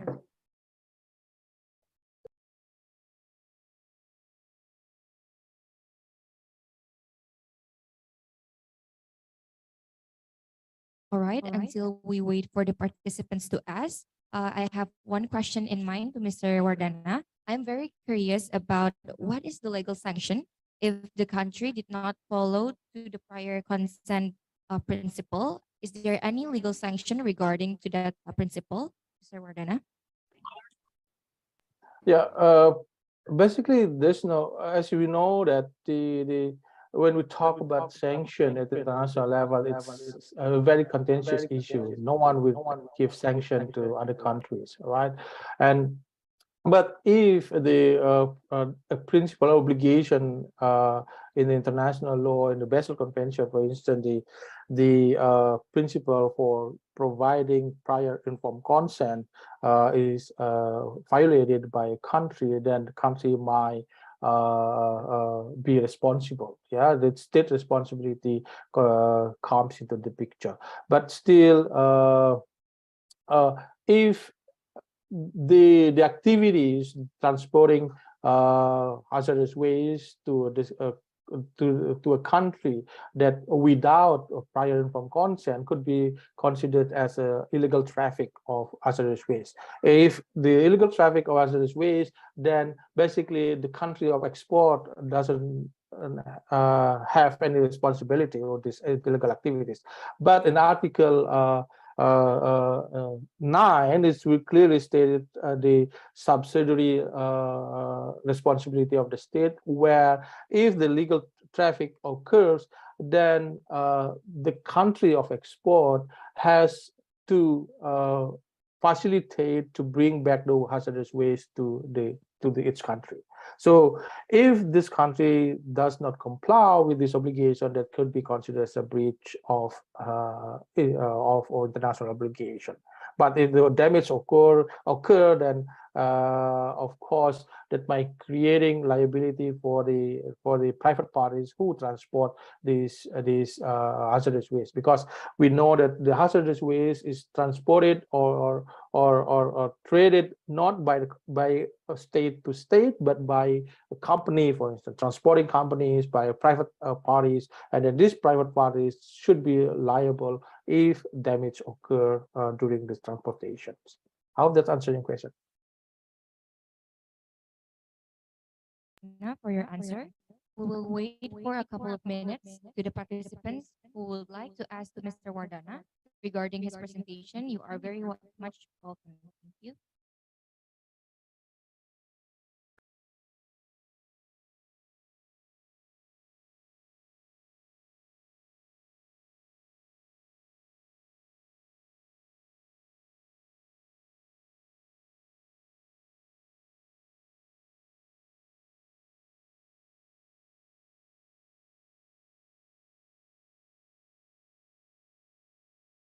Here there is a question from participant Helena. If I may read the question, are there any recent cases of hazardous waste from international court and tribunal that the cases violate the UN Charter? To Mr. Wardana, you are very welcome to answer Helena question. Yeah, thank you for the question, Helena. It's a very good question, of course. As a legal scholar, we tend to find that international lawyers also tend to see that one of the source of the international law is decision from the judge, right? The opinion juris from the judge. But with regard to Basel Convention, as far as I'm aware of, there's no specific case in which Basel Convention has been the legal basis for a state to bring a dispute to other states. What we do have is that how Basel Convention has been utilized and been used at the domestic level. For instance, in Bangladesh, where BELA, the Bangladesh Environmental Law Association, sued their government because the government failed to regulate the end of use of ship, for instance, because dismantling ship is very big industry in Bangladesh. So this dismantling the ship, end use ship, might creating pollution to the marine ecosystem, but the government failed to regulate it. But that's why the NGOs and lawyer association in the country stood up against the government and filed a lawsuit to the court. But at the international levels, what do we have also? Instead of using Basel Convention, because it's the question again is related to who creating damage if the transportation of hazardous waste occurred. Of course, it's not the state. If the damage occurred, the liability goes to the transporting agency. So it goes to the private entity. So that's why the private entities then are responsible to, and also liable to provide compensation and to take measurement, or to take a treatment for cleaning up the waste, for instance. And in this regard, if hazardous waste is traded illegally, or illegal traffic of hazardous waste in one country to the other country, then it's not the country of the export where the exporters are coming from is responsible, but the exporters, but the agency that export this waste. And that's why if Indonesia caught a shipping companies transported or illegal traffic hazardous waste to Indonesia, for instance, let's say from Germany, Indonesia is not going to sue Germany international law, the International Court of Justice. But what Indonesia does is by punishing the company, the German company, in using Indonesian law. Yeah, and at the international levels, instead of using Basel Convention, there has been a dispute with regard to trade, really. The WTO regime has been used in this regard, where a trade in particular goods containing hazardous substance, and then coming to a country, and then has been banned by a particular country, and then become a dispute, a trade dispute between those countries. So that's WTO deal with those issues of trade, instead of specifically dealing with the issue of the environment, the issue of hazardous waste. So the next question, in international law, what are the parameters of this waste disposal that can be said to be dangerous for a country? Yeah, basically in Basel Convention, there's a list of substances that can be considered and identified to be hazardous, and also list activities in Annex 7, for instance, list of countries, OECD countries that are responsible to provide technology transfer, and also financial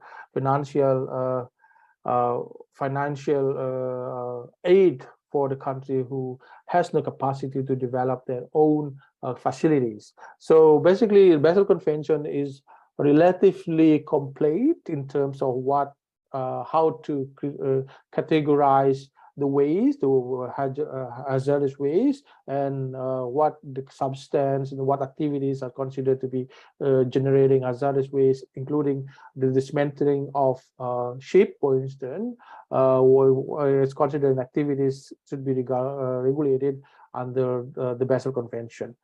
And then based on this annexes provided in the Basel Convention, then it is up to state to come out with decision whether the state would ban or prohibit particular substances from to come to the country. So Indonesia has the, for instance, has the right to exercise their authority to ban particular substances, particular ways to come to the country. And for instance, Indonesia has banned the import of used fabrics from countries like South Korea, China, and so forth, entering the country. And that's also showing the idea that then the end of the day, the ability for Basel Convention to be effective, to be effectual, is relying on the countries and the state party. So the state party then the party to decide what particular ways that going to be banned by the country to entering to their country. Indonesia, we also have Article 48 and the Environmental Protection and Management Law, law number 32, 2009, where it's prohibiting the entrance of hazardous waste to the country. Basically, one of the country who has prohibited the import of hazardous waste from any other country. But the problem right now is that although the criminal sanction is there in domestic law, but there has been an incident where the illegal traffic of hazardous waste keep occurring in the country. For instance, from a couple of years ago, there was a documentary movie from CNN, if I'm not mistaken, showing how developed countries send their waste to Indonesia, especially to East Java, by covering up the waste and saying that it's not the hazardous waste, but instead it's only paper. So this paper is needed by company in Indonesia for recycling industry, for recycling industry. Basically, in this context, the importing paper from other countries is still allowed or permitted by Indonesian law, but this law then has been manipulated by putting hazardous waste below the paper, or sticking hazardous waste is like a plastic waste and styrofoam and so forth just inside the paper. So that's how they smuggle hazardous waste by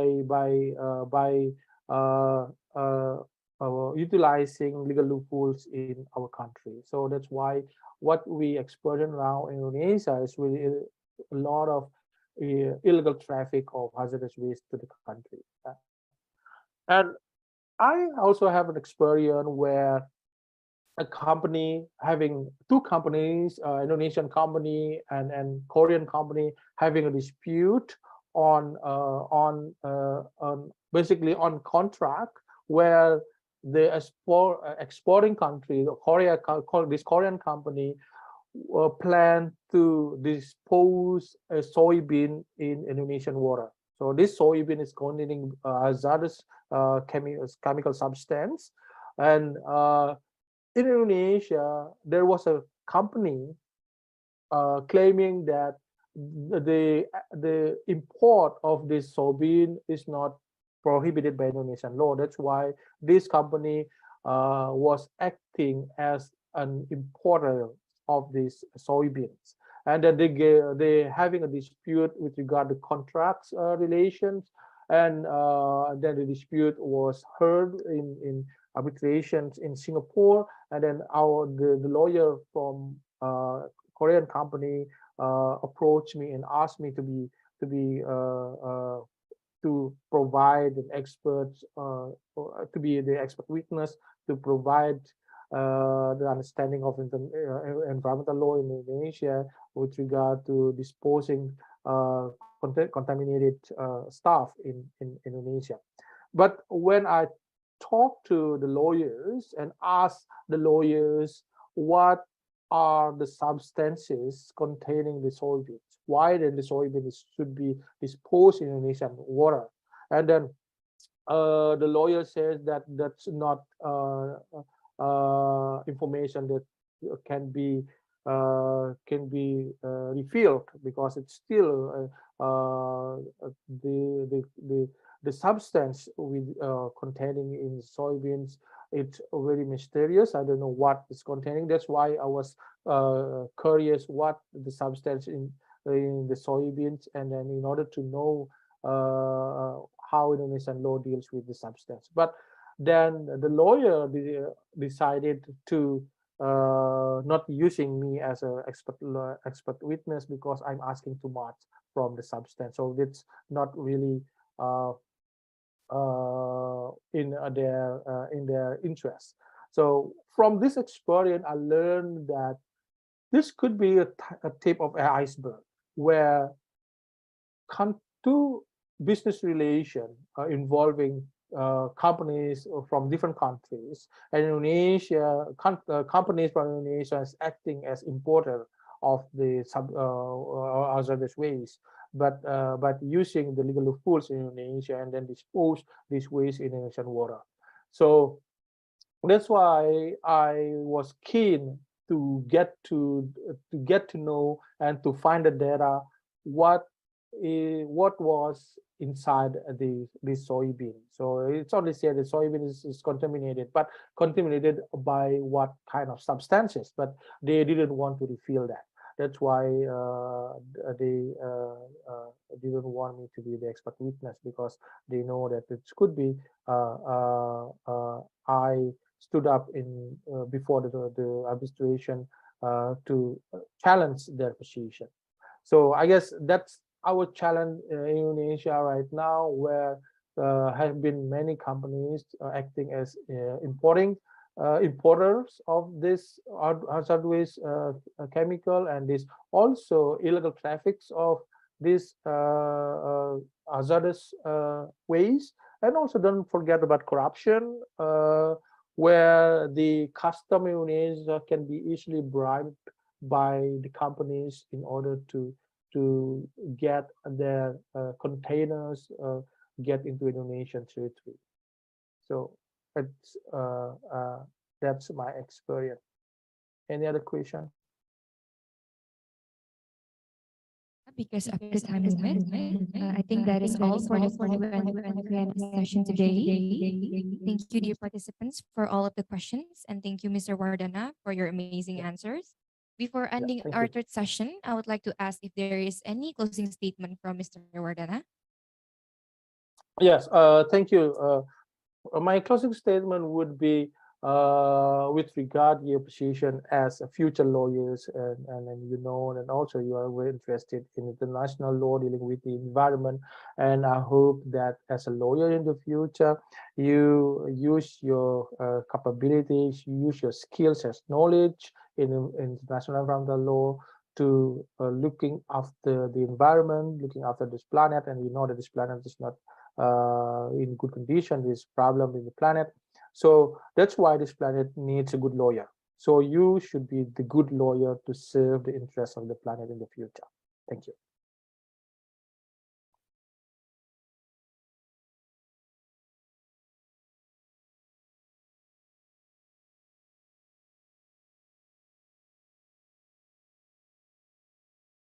Is it only me? I couldn't hear you. My apologies, Mr. Wardana. Okay. Now, let me conclude from what was conveyed by Mr. Wardana. The hazardous problems, there are three hazardous problems, which are hazardous substances, hazardous activities, and hazardous waste. There is some approaches to the hazardous problems. The first one, the characteristics approach, toxicity, flammability, explosiveness, and oxidization.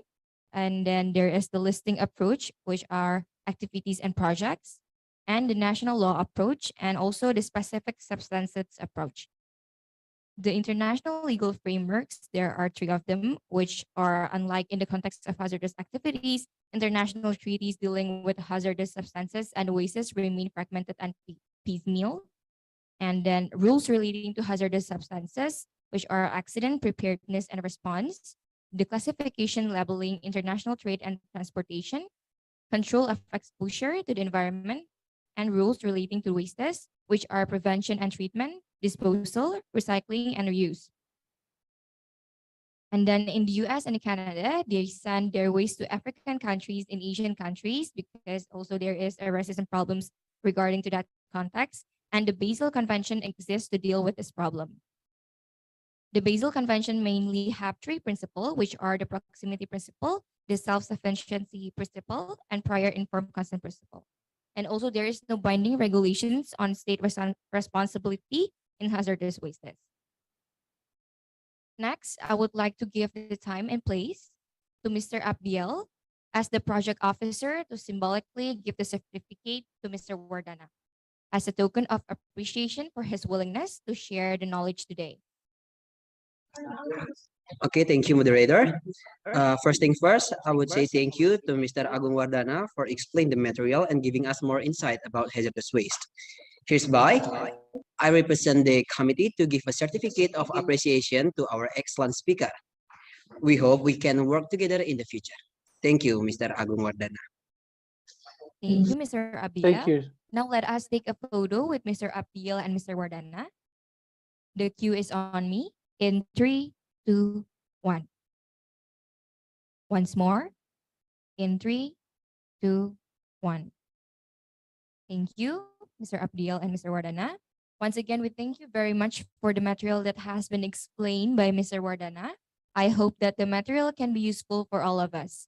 With the end of our third session, I, Bunga Lili Chaya, with a heavy heart, have to withdraw from today's international webinar of SCIL 2022. I am very glad and honored to be able to lead the third session of this event. I would also like to thank all the committees for this wonderful experience, both for me and the participants. I apologize if there were some mistakes in my words or behavior while I was guiding the session. For the next agenda, I will return it to the MC.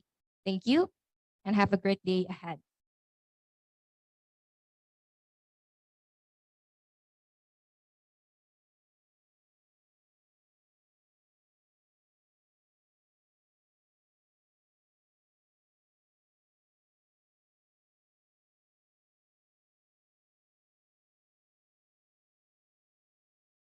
Thank you, Ms. Bunga, for guiding this session very well.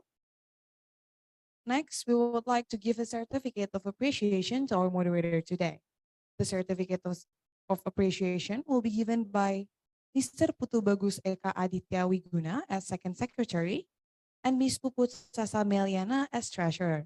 To the audience we mentioned above, time and place are yours.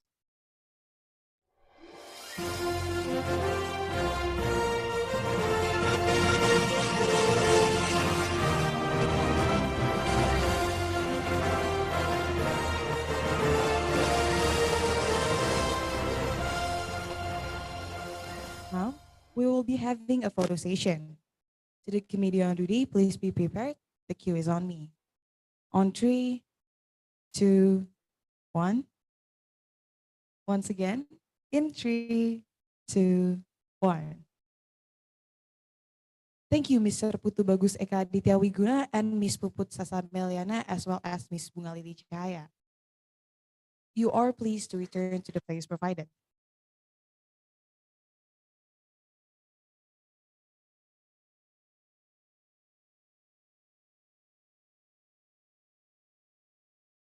Ladies and gentlemen, this is our final agenda, namely the closing agenda for International Webinar SIL 2022. Where this closing agenda will begin with the closing report from the Vice Project Officer of International Webinar SIL 2022. To Mr. Imade Bayu Saputra, time and place are yours.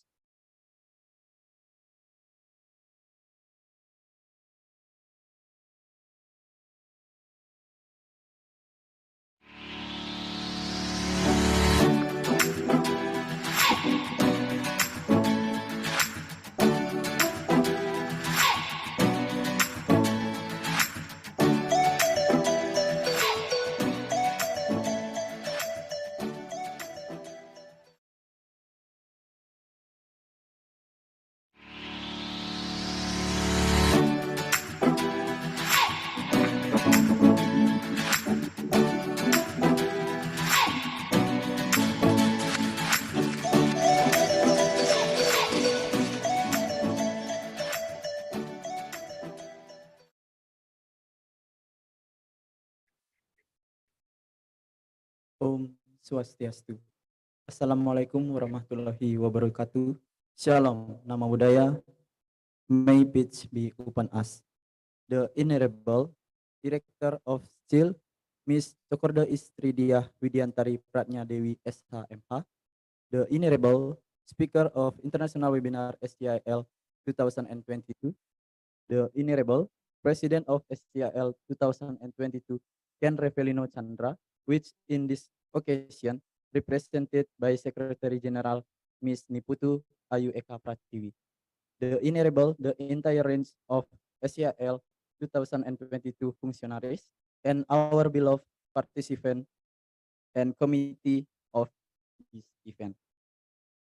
First of all, praise and gratitude we pray to God Almighty because giving us blessing and grace we can gather and hold the international webinar SCIL 2022 on Saturday, August 27, 2020 until the end of the event.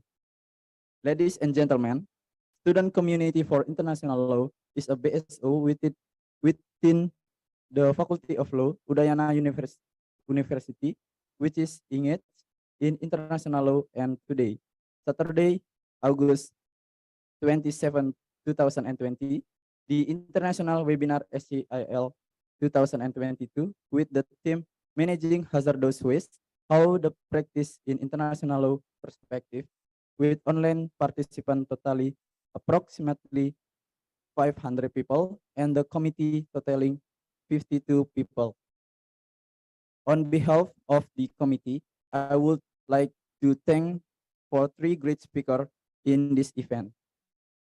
Mr. Igede Eka Sarjana SH LLM PSD, Mrs. Nindita Proboretno, and Mr. Igusti Agung Madewardana SH LLM PSD for being willing to provide material today in a very extraordinary manner, which will later become a provision of knowledge for all of us in understanding about the theme, Managing Hazardous Waste, How the Practice in International Law Perspective, to add insight into how to fuse in international law regarding hazardous waste.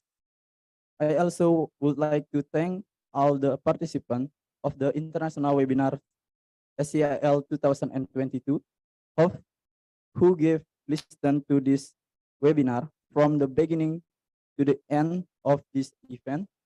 Well, and I give my greatest appreciation to all the committee who have carried out their duties very well.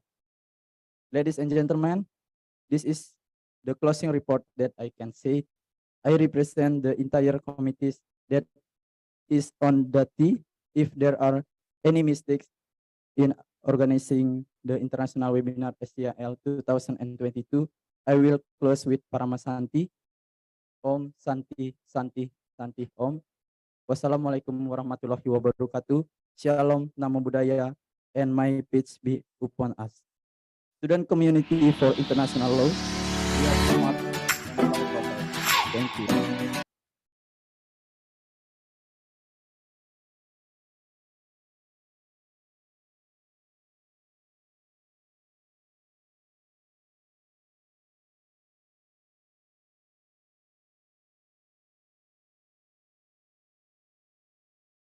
That was the closing report from the Vice Project Officer.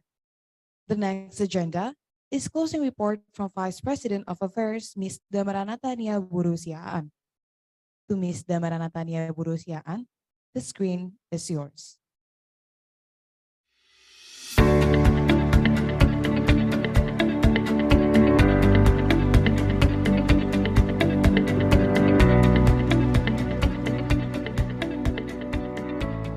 For the opportunity, Master of Ceremony.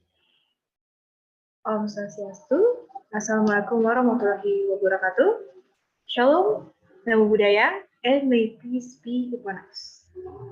The Honorable Director of SCIL 2022, President of SCIL 2022, which on this occasion is represented by the Secretary General of SCIL 2022,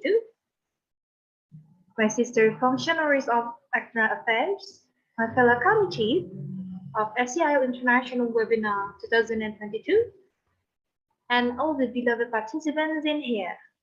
Good afternoon. Firstly, I would like to thank to the God the Almighty because of His mercy and blessing we have received in conducting the SCIL International Webinar 2022.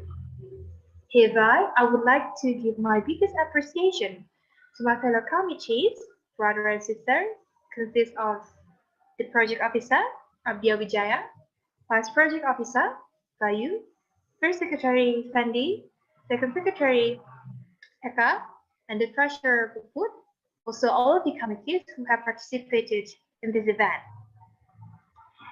International Webinar SCIL 2022 under the theme, Managing Hazardous Waste, How to Practice in International Law Perspective, with three highly qualified speakers, Mr. Gede Eka Sarjana, and also Miss Nidita Proboretno, and lastly, Mr. Gusti Agung Madewardana. On August Saturday, 27, 2022, which have attended by 300 participants, more or less. I do hope that through this webinar, the participants can get the material and discussion under this theme and can implement it in their college life and also for their future career. Thank you for your kind gesture and your kind attention during this webinar. And we, through this event, as we indirectly have broke SCIL and now specifically the Faculty of Law in Udayana University through in international scale and also the national scale. I will close this report with the greetings. Om Santi Santi Santi Om. Wassalamualaikum warahmatullahi wabarakatuh. Shalom, Namo Buddhaya, and may peace be upon us. Student community, follow international law. We are smart and low profile. Thank you. I will give it back to the MC.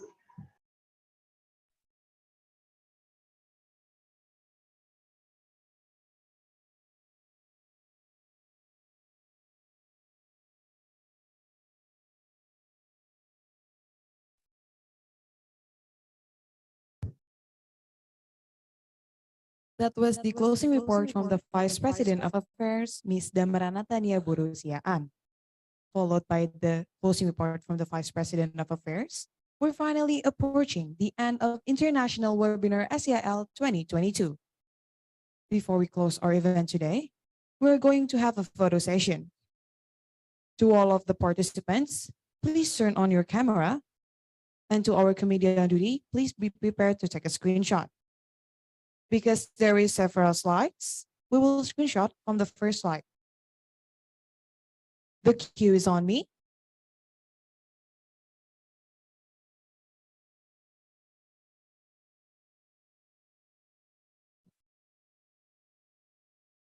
In 3, 2, 1.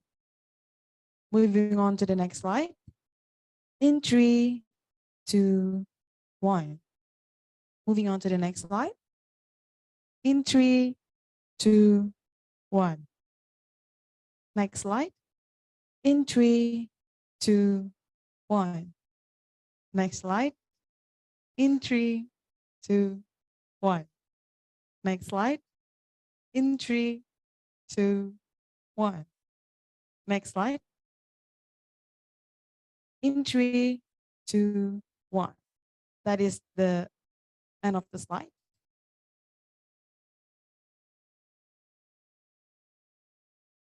Once again, I would like to remind all participants to ensure you can get the certificate, please fill in the attendance recap link on the chat box.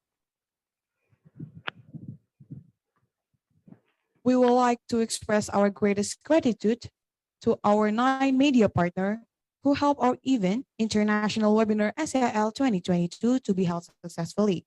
Thank you for your partnership.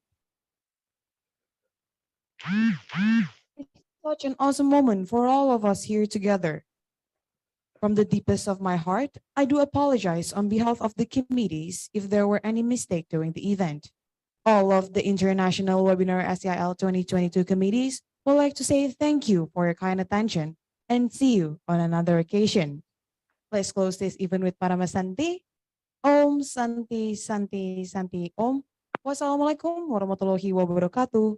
Shalom, Nama Budaya, and may peace be upon us. Student community for international law, we are smart and low profile. All participants may leave Zoom. Thank you.